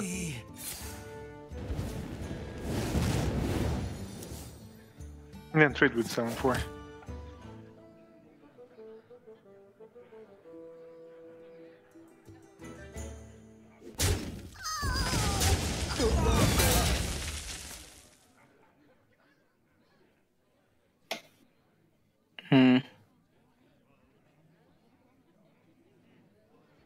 Slam Maya and do the bump. What if we hit face? No, I would think we should do the bump probably. No, I like the bump. Otherwise, you can like portal the Flame Tongue and then draw a card out of the stun hill. I like the bump. I don't know if they play portal, but just any removal on the Flame Tongue, they gotta draw. Because they don't need to do anything with this board. It's only 6 damage from Aya. Do we want to play Loot Hoarder? Two of them? I want to play 2 Loot Hoarders. What if it's big? But what then? Double Loot Hoarder pink or Glyph or... Block? No, it's not block. It's Glyph and Loot Hoarder, like the obvious turn. But you can pink. You can, play double Loot Hoarder and pink. I like Glyph more than pink. Okay, start with the Glyph then. We need some draws from that. Missiles? Do you like missiles? Maybe Loot Hoarder and Molten Reflection on it? No, I like missiles. Why do you like missiles? Because they have a lot of 3 HP minions.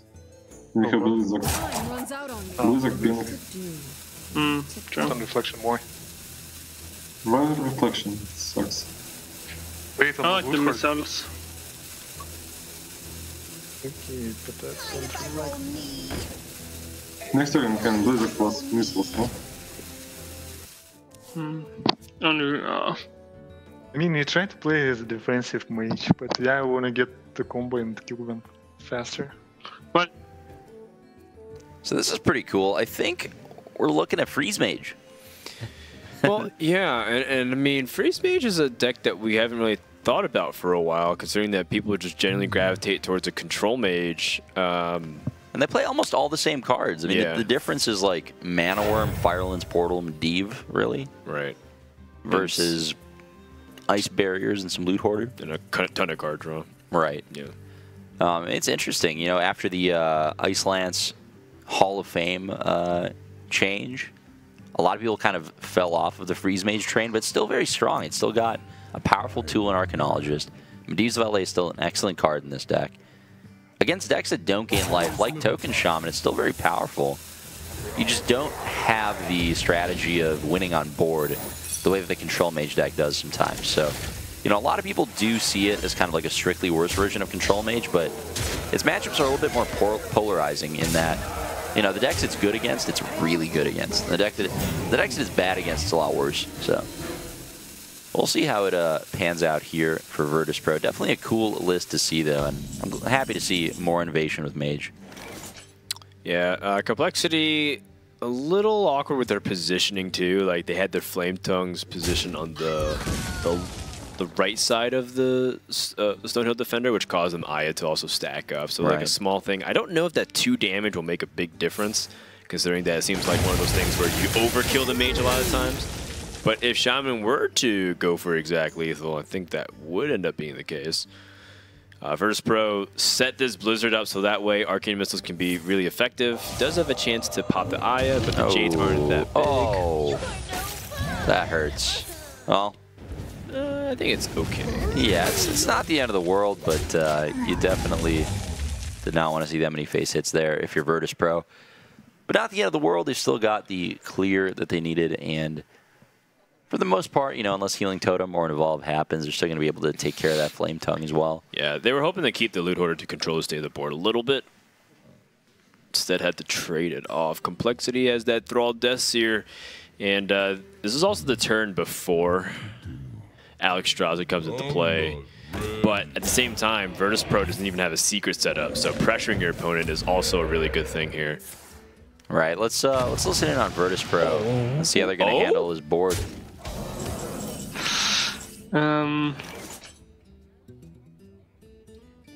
Start with AI. Wait. Don't you like? We might actually play double secret and Frostbolt the 5/2, so we can Pyroblast face next turn.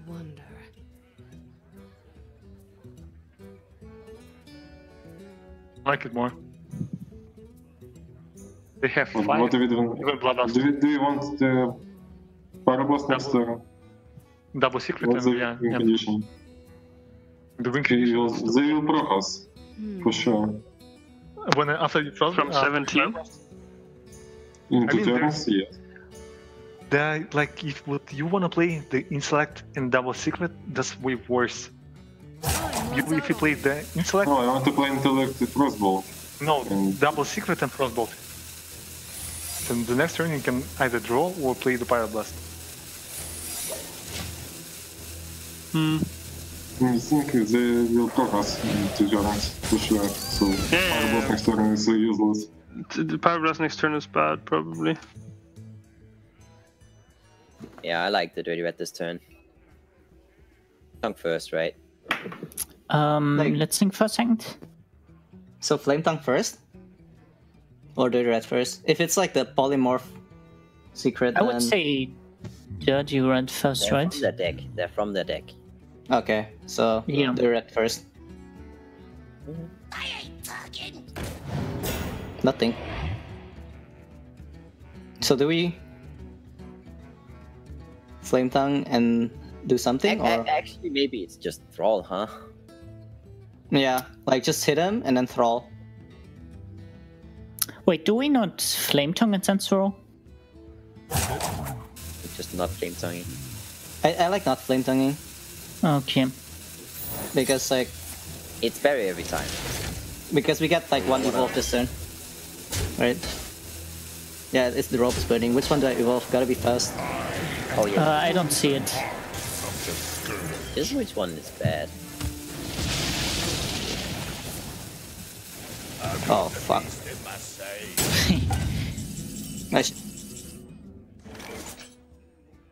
Do you intellect? There's just no way we can. Yeah, I'm pretty sure you mana worm first, right? Wow. What do you possibly play? We can get Strike maybe. We don't have Strike maybe from everything. We don't have glyphs. We used already? Yeah, we used 2 glyphs. We have Frostballs, we have Chronologist and Mana. Yeah, but I mean it doesn't matter if we play the Mana. Like we can pretty much always play the Mana Worm because we need a freeze. The freeze is Frost Nova, so we need the Mana Worm to also just push some damage.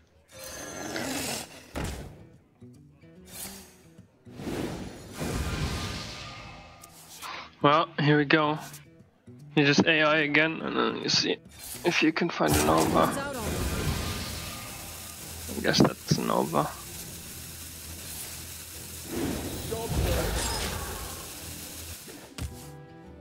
We have 29. Well, this is a roller coaster of emotions for me, Dan. Like you said. Hit me. This, first, I thought we were looking at Control Mage. I was like, yes. Right. This is a good, solid, you love Control Mage. Wholesome Hearthstone deck. Yeah. Ready to crush this token Shaman scum. But then I saw Pyroblast. Then I saw Loot Hoarders. Oh, so you saw Pyroblasts. That's plural. Yeah. Loot Hoarders in 2017. So I was like, okay, well, this is Freeze Mage. Not bad. You know, maybe I think Control Mage is better. Freeze Mage is still a solid deck. It's a cohesive strategy. But now we're seeing Mana Worms. And at this point, you know, this deck is like... It's hitting both ends of the spectrum. It's still trying to get those early draws like Control Mage does, but at the same time, you know, I don't think this deck has Firelands Portal. I don't know if this deck has Medivh even. I think it's a Freeze Mage deck that just happens to play Mana Worm and to try to get those high roll draws. And, you know, for a deck like this, I feel like you have to go all in on one of the two strategies, right? Either go all in on Control or you go all in on the Freeze Mage plan. And you play more defensive cards, more card draw, you know, Novice Engineer. Imagine if both of these Mana Worms were Novice Engineers, and they were drawing more burn or more freezes. Like this is basically the fail case of playing Mana Worms and Freeze Mage, where you know you don't have them in the opening hand, and they just become dead draws later on. So, well, we can count the damage. Let's say they Pyroblast this turn, put their opponent down to 33. Restart the app to make sure they download the patch in between. You want to download and then rope out your turn. You don't want to end turn and then download because that is actually strictly worse. You have less time to work with. Yeah, it's important. Yeah. I have figured out this meta as recently as yesterday when I couldn't play and I had to download the patch. Yeah. Yeah. It's, the hard way. It's brutal. The hard way. Yeah, the reconnect download. Yeah. Well, Virtus.pro has identified their strategy for winning this game, and they have decided that reducing their opponent's life total to 0 is going to be the path to victory. So, Pyroblast to the face, doing 10. Will it be enough? I mean, Virtus.pro needs a third Ice Block and Burn, because even if they Frostbolt, Fireball, Ice Block, they're still putting their opponent at 14, and Pyroblast doesn't get them there. But yeah, unfortunately for them, their opponent does have Jade Lightning, so there is a direct source of damage even if they freeze the board. But there is another out here, I think, where if they go Ice Block and they Nova again, and they play a burn spell, they can get there. Because then CompLexity, you have to spend a turn popping them with Jade Lightning.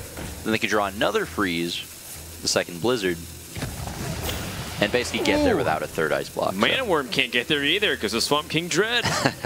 Let's listen in to Virtus.pro and see how they're going to try to win this game. Yeah, Mana Worm, no, just play Mana Worm. Mana Worm doesn't do anything. No reason to play Mana Worm. Why? Let it die, but yeah, just Blizzard and Ice Block. Wait. Don't we need pings? Do we need pings? Do we? We have 19 in our hand. Oh no, we don't. We can't. We have 19, we need to draw the Valet the next turn. I mean, don't we play Blizzard and Frostbolt to face? Okay, yeah, Frostbolt face. Wait. Yeah, that works. In the next turn we can draw Valet. Yeah, but that's only if you draw Valet. What happens if you draw Fireball? Yeah. Let's draw Fireball. But if you draw Fireball, the Iceblock Blizzard. Don't you think they will proc us with weapon? That's true. Yeah, probably Blizzard Frostbolt's the best line.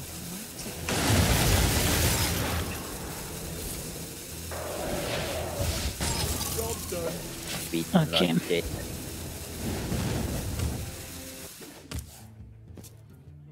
Okay, sick. Perfectly. Shut up, Twitch. Okay, I need to go to the toilet real quick. Okay.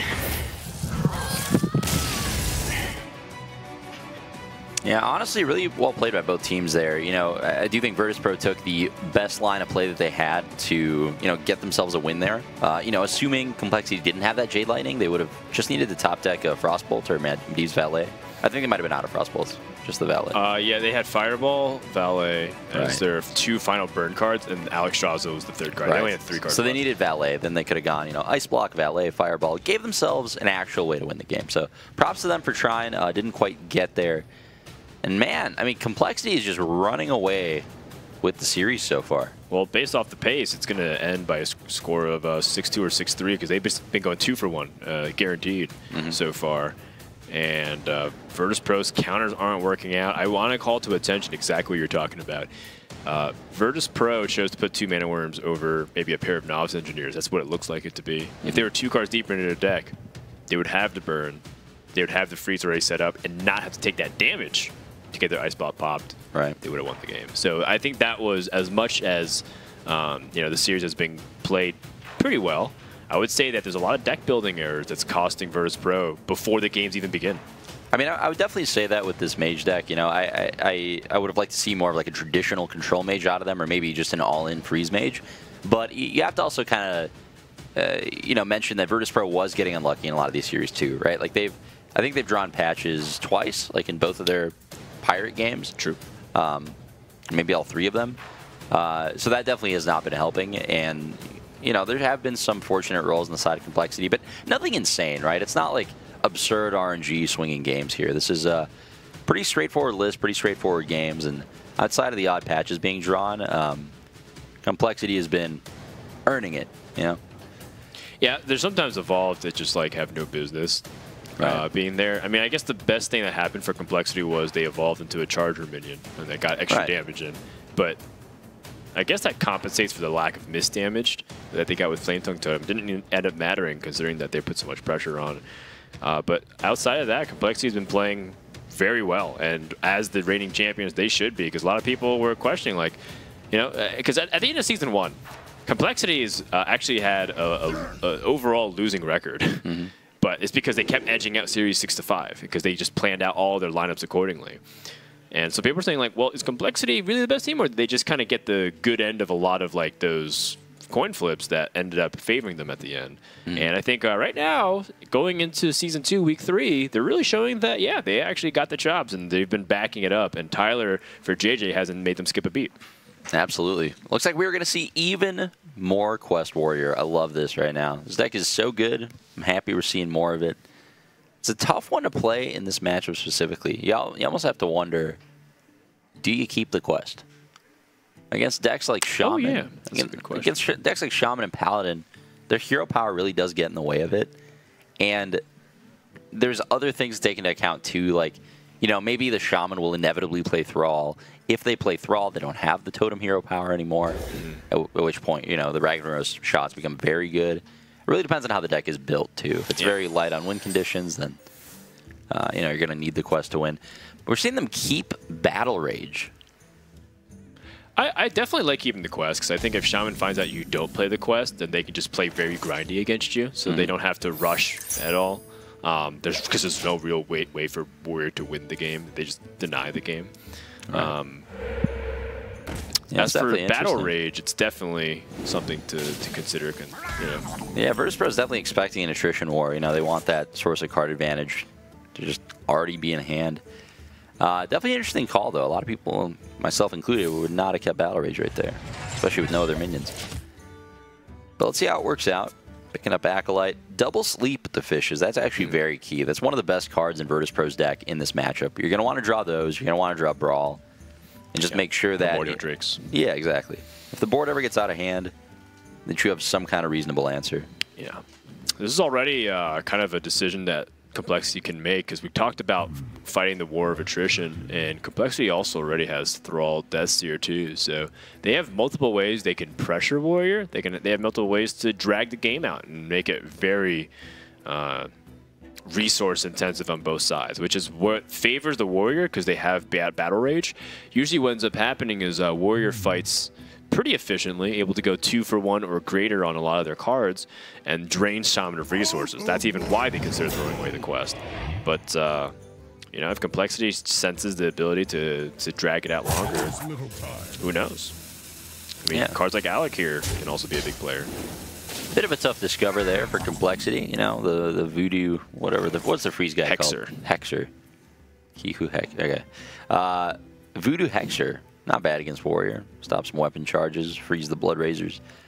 But yeah, I do agree with the Alec here pick. You're just going to want some high impact cards later on, some good value, some burst damage. But yeah, Shaman doing what Shaman does, building up a board of mediocre minions and waiting to make them bigger.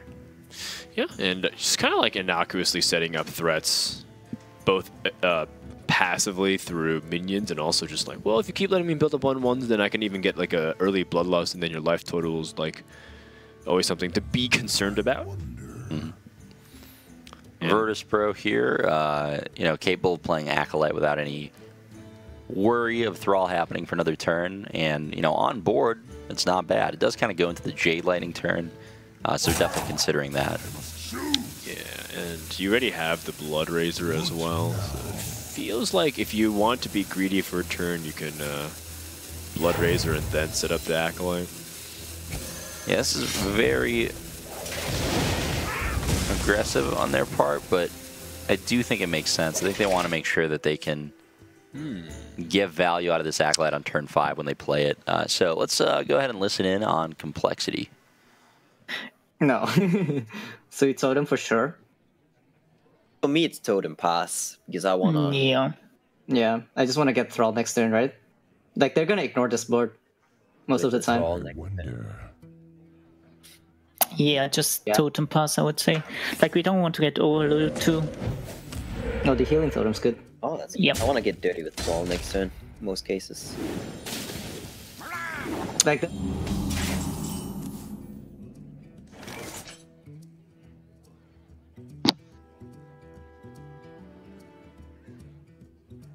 Do you play Acolyte and hit now? Seems like that. We might not need to Acolyte though. But we have the Curator. Yeah, it's probably fine just to play the Acolyte and hit. Yeah, but this skill totem. Yeah, I know it's annoying, but For that, it's fine. I'm still playing Thrall, honestly. I mean, do we not just devolve and want to trade the 1/1 and play kill the weapon? Heal our guys back up. So I actually get a lot of draws out of this Acolyte.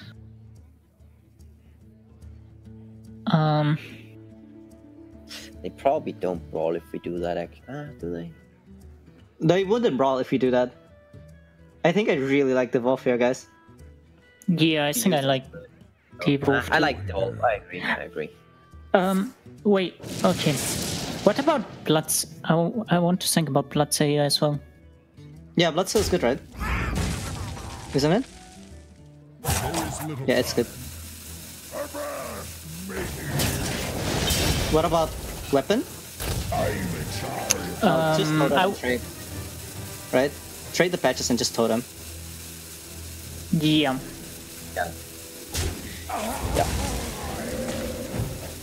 Yeah. That Devolve Bloodsail Corsair combo. Crush and Virtus.pro. And this healing totem, how impactful was that 1 and 4? Well, how impactful is this 1-card Battle Rage? Yeah, good keep. Why cycle it for free when you can cycle it for mana? We got pretty weak turn, but they do have the Curator into Primordial Drake coming up, and that really is one of the stronger interactions Warrior can have in this matchup. As long as they dodge Bloodlusts, they might still be in this. I don't know.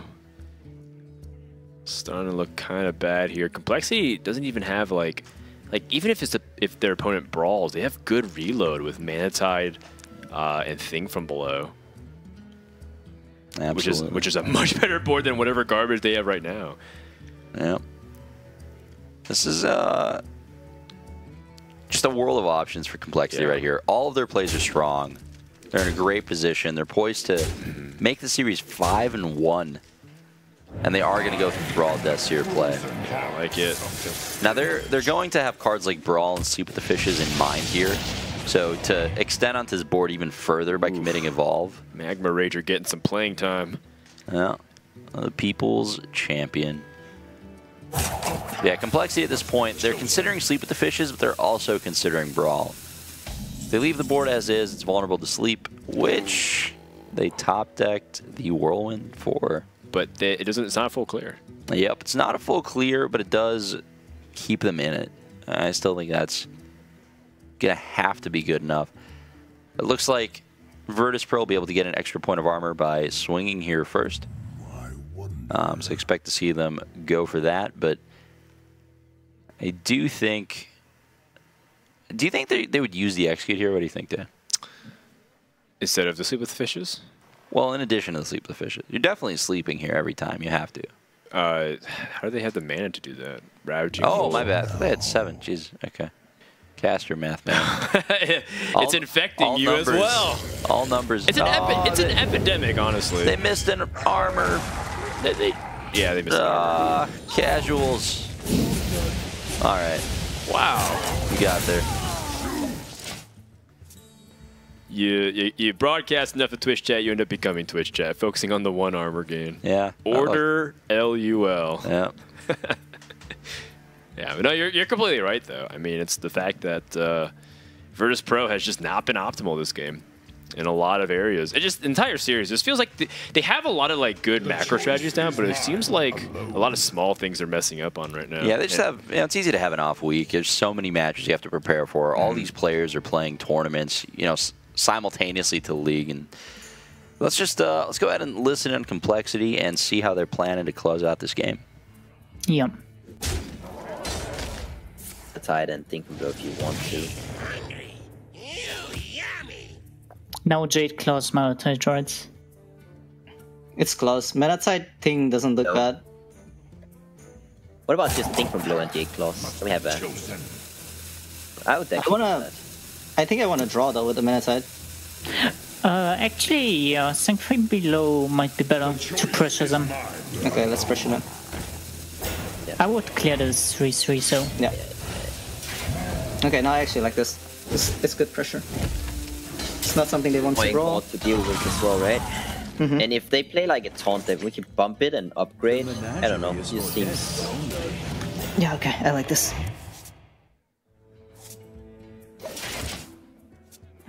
Like we bumped the 4-6 and upgraded. Do we not bump the 5-5 and the 1-1 and upgrade? Yeah, do we want this 1-1? Yeah, actually, very good point. And then we mana tide or what? Yeah. If we get Baron again, yeah, we can't do anything about Baron again. Yeah. Okay, let's bump the 1-1 and 5-5. I like that. Yeah.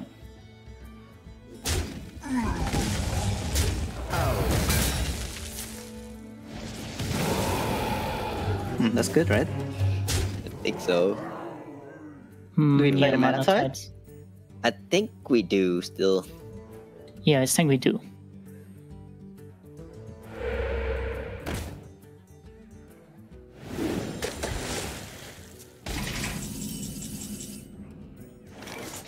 That's interesting, right? We use it so, and play it down.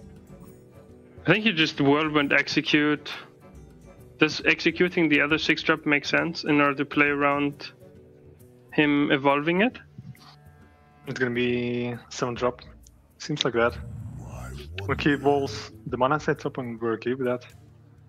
For the next turn, for turn 10, I'm gonna have sleep with the fishes. I don't think he'll evolve one totem ever. Oh, yeah. No, he doesn't evolve mana tide totem. The question is just, do you like, do you also execute the Skulking Geist maybe? Yeah, seems like that.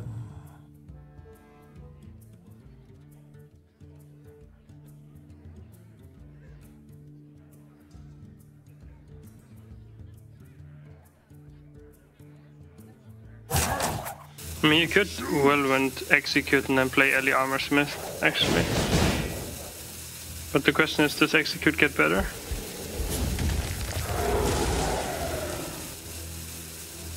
I think that's more. Like he evolves, he's gonna be left with 7 mana.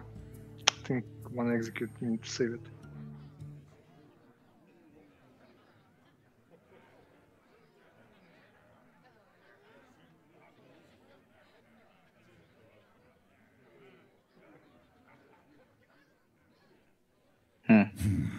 Do you guys see it? No. Well, my first instinct was Alec here, and then trade guys. That was mine too. And then Alec here face, and then do the evolve. That was my instinct too. Do we need to evolve though? I think so. It doesn't have a shield with Alec here. We get a. Well, I don't like the evolve. I don't like it either, because like one extra card keeper in our deck. I think we Flame Tongue in the middle, trade the 4/6 weapon. Yeah, I like the Flame Tongue then. Maybe play like. Yeah, okay, that's the Flame Tongue. Yeah.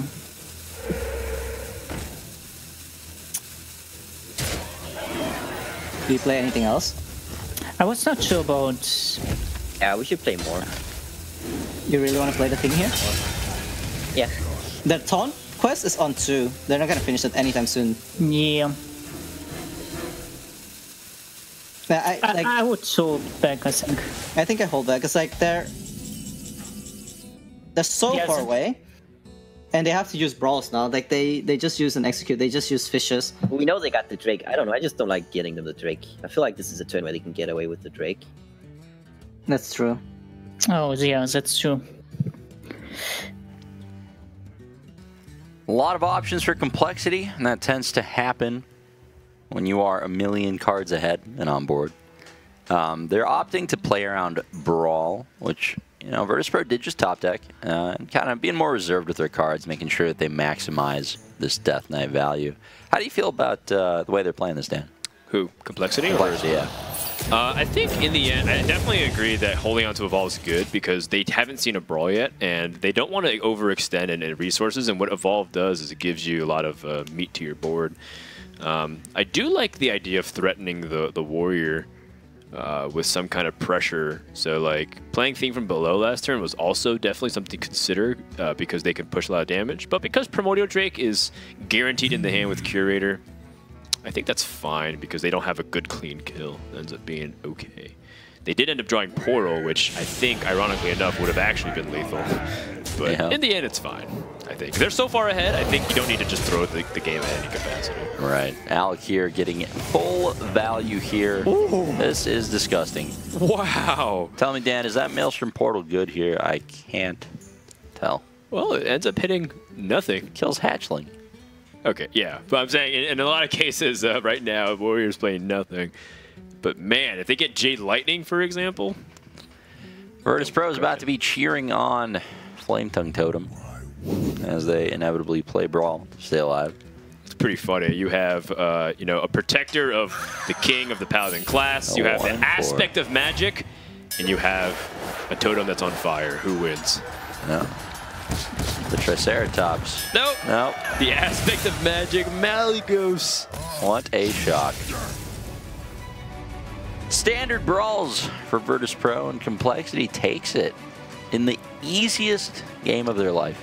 Yeah, that was completely one-sided there. Quest Warrior has been struggling this week. Even though a lot of teams have brought it and felt like it's a really good defensive option, they kind of splits the difference between having a control warrior to remove aggro, but also having a good enough win condition against control decks besides just hero power pass and hope that they concede. So it feels like it's a good deck in theory, but Quest Warrior has been failing this week significantly. Well, we saw it have a lot of success in the first set where it was played yesterday. Since then, it has been faltering a bit for sure. We've seen a lot more of these, you know, Acolyte of Pain removal heavy builds, as opposed to like the more minion heavy versions. But for a lot of players, are still running the Armorsmith Battle Rage. That tends to be the package that changes around. So we're still seeing kind of the Quest Warrior list from before the expansion, maybe with a Lich King thrown in here and there, but I would like to see some more innovation with this deck. There's a lot of cool things you can do with it. I'm a fan of the N'Zoth package, for example. You can throw away your quest against all aggro matchups as long as you have a N'Zoth in your deck with Infested Torrents, for example. So a lot of cool ways to build it. I hope players continue experimenting with it. Yeah, it's interesting. You know, basically we're still playing the first list that Kalento tweeted out in April when Journey into Ungoro came out. That was when people played. That was when he was playing Battle Rage and he hit #1 simultaneously on EU and NA and held it all the way to the end of the season. Was he playing Armorsmith in that build? Yeah, he was playing Armorsmith, Battle Rages, and it's pretty much the same list except instead of Fiery War Axe, they have Blood Razor. Yeah. That's like the solid deck. and Lich King, I guess. That's the only differences that they see. Yeah. Well, nevertheless, Virtus.pro getting absolutely bodied today. Yeah. They're going to have to turn it around.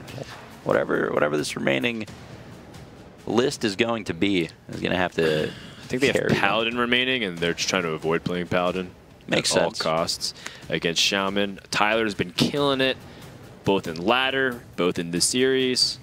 Also, he's been lifting. You saw some weights in the background there with some protein powder. He's been going to the gym a lot, and he said it's been helping his mentality and keeping a very balanced life. In fact, Raynad's also exercising. He told me that he ran for like an hour the other day. So proud of everybody that's getting their life together. Yeah, you know, eventually something had to happen. Something had to happen. The streamer lifestyle, Dan. It's a struggle. You got to get off the slide eventually, right? Team Liquid and Tempo Storm's coming up after this series. If CompLexity can close it out here, it would be a 6-1 victory, a commanding lead. Virtus.pro is right now tied with CompLexity for first place. And we have seen a reverse sweep. I mentioned this at the beginning of the day. We have seen people go up 5-0, and then the other team just 6-0s right back. Yep. Against the odds. And I think that actually happened with some pretty fun decks too. Like I think like it was like Reno Warlock that did that one time. Tempo Mage did that the other time. So I have a question for you, Dan. It's a little bit unrelated to the match, but just, you know, I need to understand you better as a person. Okay. Which lull do you use? Ooh. Fight with honor. Is it really bad? I'm disappointed that you're taking this long to think about it. Okay, I mean, I'm about to reveal a lot of my own ignorance here, but I can't tell the difference between a capital U and a lowercase u. Oh, my God. I don't judge my total biscuits by appearance. It's just, at its core, lull is lull to me. I'm not mad. I'm just disappointed. Old lull Anybody is the only true lull. People who also feel the same can hashtag me too. People can voice their lulls in chat.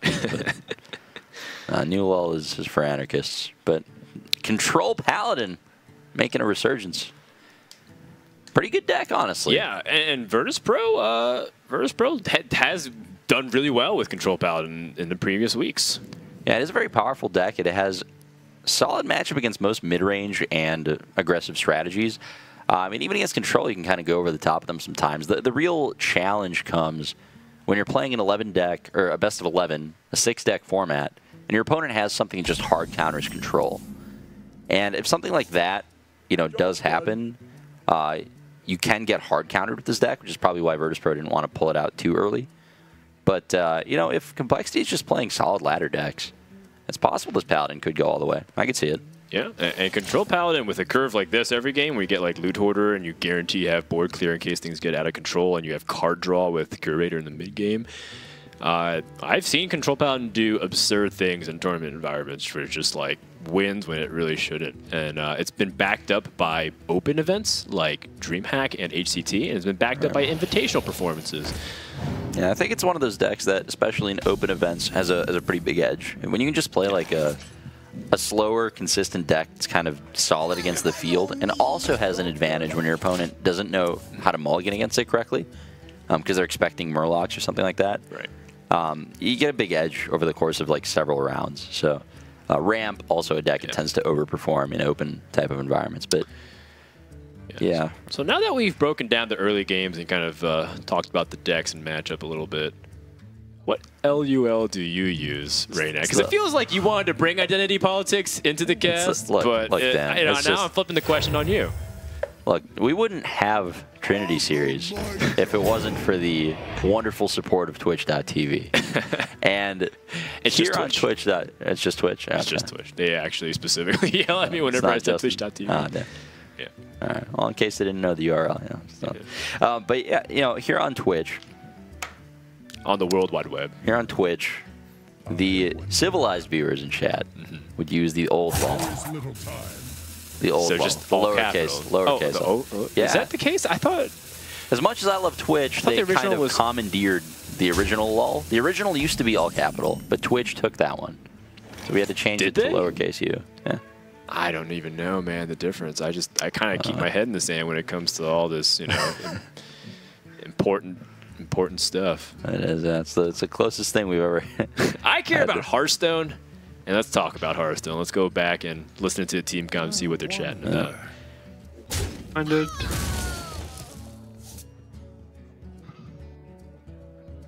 You probably just play Wicked Flame, right?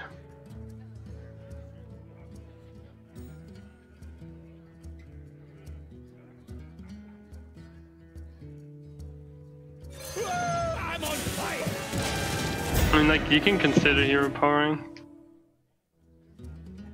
No, not for me. For me, it doesn't change anything except that we play Corsair. Yeah, we play the Corsair. And then Flame Tongue, right? Mm-hmm.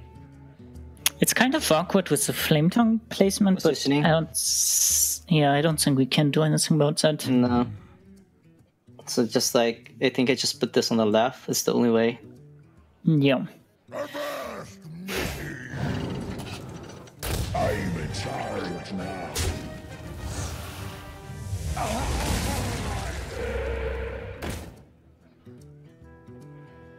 The game, it's also like this.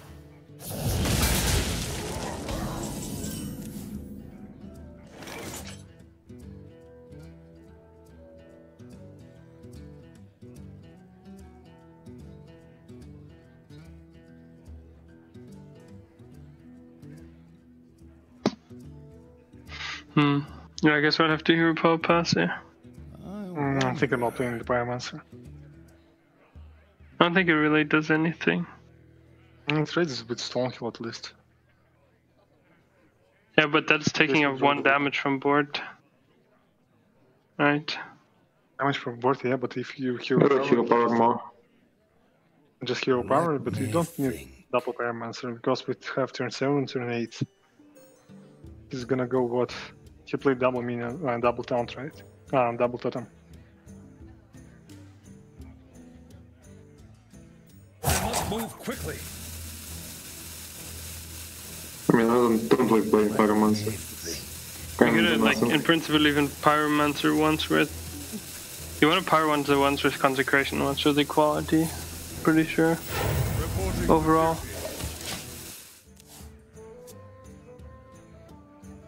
Yeah, there's a lot of debate about like the use of their resources, but I find it a hard time not to like keep your Pyromancer at the expense of 3 health. It feels like there's so much better use of Pyromancer as the game continues to drag on.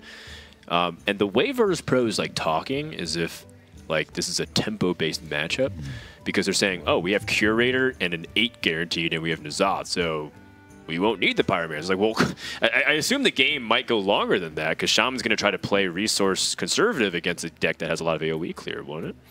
Yeah, they're just making sure to go through all their options, make sure that they're not missing any possible lines of play. It is a very interesting matchup. Like when you play Control Paladin, you have to kind of identify what resources matter this game and what is your opponent's path to victory. So in this case, for Virtus.pro, the cards you really have to be worried about are things like Bloodlust.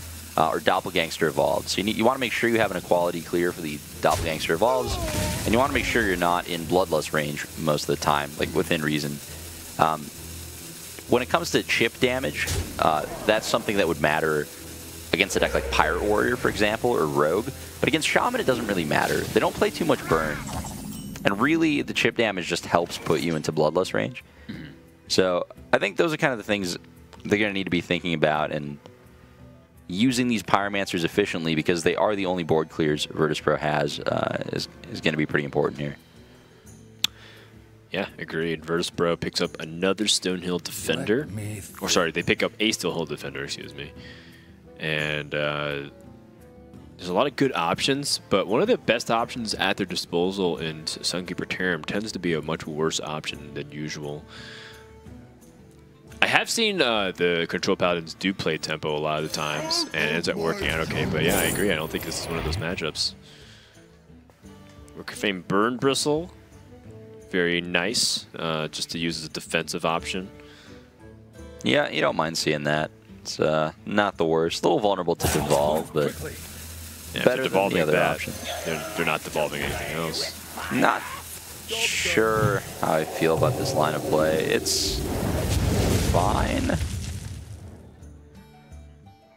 I would have just I suppose I would have just gained the 6th life and not played Stonehill, but this is reasonable too. They're really looking for a play for next turn. Let's go ahead and listen in on CompLexity and see what they're thinking. Same. What if it's just not Jade Lightning, right? We have a lot of tokens. Maybe the role for the healing totem is important here. Right? Like maybe trading away the Primal Fin is just okay. It's not true. Yeah, but it's only good if you get healing, right? Yeah. Is it even that good? Because we have to trade the Primal Fin, and so we don't even get the heal on that one. Yeah. I would Jade Lightning probably. I'm probably down with the Jade Lightning. Like, it's pretty bad against Consecrate, but I don't think we can play around that. No, I think it's Jade Lightning. We just slam Gangster the turn after, right? Do we play the 1-drop, so? We don't really need to, right? I would still play one of them. Yeah, I would still play. Yeah. Okay. At least force the Consecration here.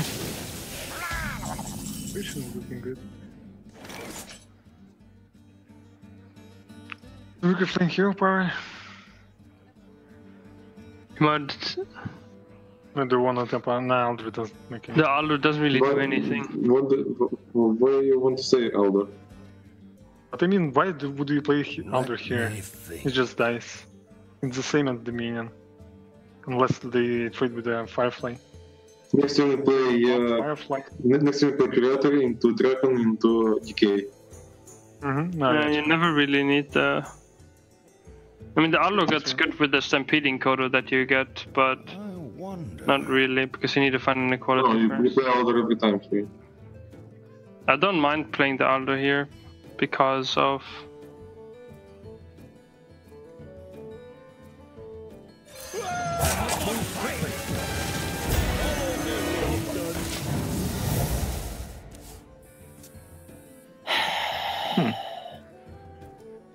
Well, I kind of want to go in, but I know it's bad against. No. We have the Flame Tongue. I don't think we need to go in. I think we can devolve. Wait, why do you devolve? It pushes a lot of damage because the Burn Crystal heals for a lot, right? Okay, actually, I agree. Good devolve as well. I like the devolve. Yeah, I actually agree. Yeah. Let's devolve. I was thinking about trading and then evolving because then they might think we have, like, I don't know, information-wise, hero powering is good. Yeah.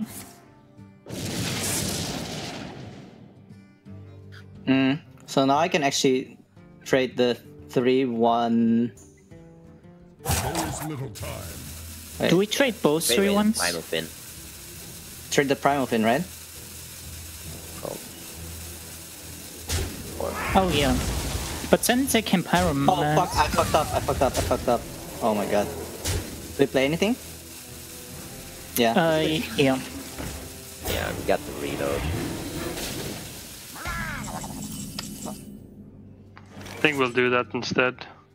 Yeah.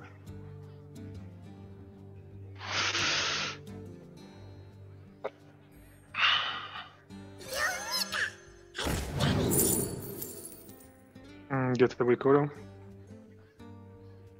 And not hero power this turn. I will hero power, why not? Because of Koda. Minion I mean- Repentance. Let me think. Can you play Repentance?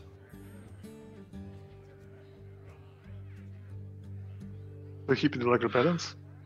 No. Just not hero power on this turn. Is it the problem? Nope. Alright, then I guess you can take it away. Move quickly.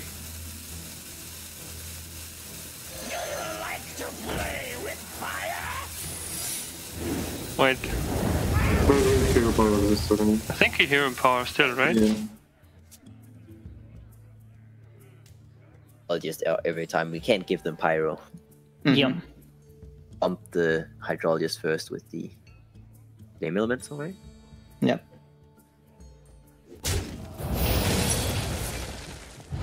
Okay. We go in, right? We trade you this and kill then we the go in. thing. Yeah. Yeah. So the question is, do we use both evolves? I don't think we Firefly. Yeah, it's not needed, right? The first one is like from 5 to 6 is way better than 6 to 7. At least that's I don't know the stats on it, but we can hold it in case what I felt. in case we get. Let's see first what we get out of the 6, right? Yeah. Get them boys.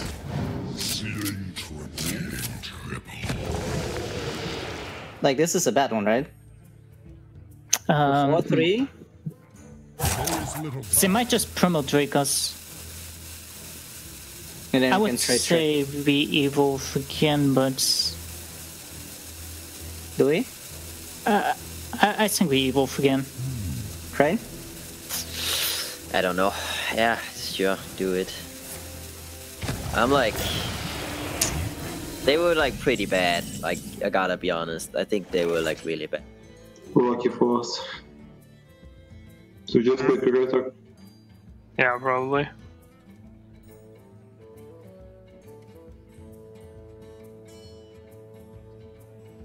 The menagerie is for guests only. There's nothing that saves us. Yeah, no. Oh shit. Well, it might be fun, right? We trade with the 6/6, go face Hero Power? Yeah. I think so. Yep. I'm just thinking, yeah, But no. then, wait, do we ever trade with 7/7? That's what I was thinking. Promoting? I think Because- Primus we have lethal, do we not? So we push. Nah, we won 13. off then. Yeah, do we ever? I actually think we do trade with the 7/7 to play around it. It's one less damage, but Yeah, I think so too. I wonder. Let's see first what totem we get. they guaranteed to have a Drake in their hand. Oh, okay, never mind. Okay.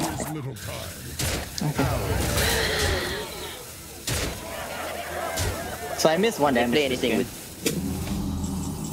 All right, we're coming down to probably the final turns here of this game as Shaman is trying to get over the hump, and if they don't get over the hump, Virtus.pro is just going to commandingly seize the game here. Primordial Drake just a little bit off, and if they play Drake, they're dead on board. CompLexity seals the series 6-1. Dominant performance, and commandingly takes the first place spot in week number 3. Yeah, it's not just that they won, but it's that they won by such a large margin, and that's really so important when it comes to, you know, a league spanning several weeks like this. So, absolutely fantastic performance from them. You know, I don't think we really saw too many misplays, if any, and you know, they're just playing good decks, playing them well. Yeah, like a couple of minor things that they could improve, but I mean, right now they're playing in like at 95% capacity, I think, and that's often way more than good enough in Hearthstone. You just have to figure out, make sure you see the big lines and macro plays, and overall, CompLexity didn't have to do much. They had to play Rogue and Shaman, and Virtus.pro takes a heavy loss here because, you know, if they do end up going to a case where they become even in score, this 6-1 record is going to be a big blemish and damper their chances to make it to the finals. Yeah, absolutely. I mean, I really do feel like that last game, at least for Control Paladin, it's a pretty solid matchup for Token Shaman. I mean, maybe not like heavily favored or anything, but it's definitely winnable. And to not see an equality definitely hurt. I think that's what they're really looking to get a lot of. Yeah. Equality the board wants. Do it a second time if you're lucky. Start playing Primordial Drakes and, you know, cleaning up from there. But, yeah, it just didn't pan out for Control Paladins. Too bad. Kind of want to see some more games of that deck. But, yeah, congrats to CompLexity, and hopefully Virtus.pro can bring it back in the future. Yeah, let's go ahead and welcome the winners of that previous series, Tyler from CompLexity, who was able to dominate 4 games with Shaman. Tyler, can you hear me? Yes, I can hear you. Cool, man. How you doing? It feels like everything was clicking for you guys today. Yeah, everything lined up perfectly. We had the same game plan, just bring good decks and play good and win. And it worked out this time again, so I'm happy. That's cool. You know, going against Virtus.pro, it seems like they do a couple of things differently, like the Control Paladin and whatnot. How do you think about their strategy going, like when you guys saw how your decks went up against them? What do you think went wrong for them?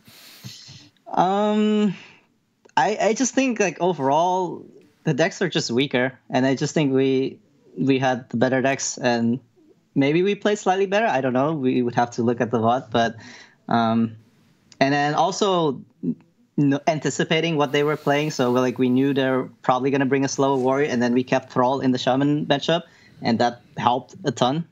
So yeah, that's good. I think that this week them bringing unusual decks was good for us because we expected it. Yeah, gotcha. Yeah, how much preparation is going into some of these Wiis? Because you guys are the defending champions from Season 1, and you guys are on top unanimously after Week 3. Yeah, we practice. We are constantly talking the entire week. We're just in the Skype group, and whenever something new comes up or we have an idea, then we just put it in the Skype group. And then what happens is the last 2 days before submission, we get into a Skype call and we spend hours just talking and practicing even. And so 2 days usually. That's great. It seems like team chemistry is on point, and you guys are dominant right now. 3-0, undefeated. So congratulations, Tyler, and good luck next week. Yeah, feels good. Thank you very much, man. All right, so CompLexity kind of showing that they're not flukes at all for their Season 1 performance, and they're continuing to do very well. And most importantly, too, I think they hit upon a really good topic, that all week they're preparing. They're practicing, they're talking about stuff, they're going over decks, thinking about what they want to do. And even though some of them got their own stuff, Tyler's, and Mr. Yagud stream a lot of hours, hundreds of hours per month, they're still putting in the time. No, absolutely. I mean, so much of what goes into a Hearthstone tournament isn't the match itself and the decisions within it. It's the preparation time that the players put in ahead of time. The metagame is always changing in Hearthstone, and the tournament metagame especially is usually a lot more varied than the ladder system. So the players that put more hours in just tend to get a lot more rewarded. So good to see that from them, putting the effort in and doing their homework. Yeah. So with that, let's go ahead and jump straight into the next game. We have Team Liquid versus Temp.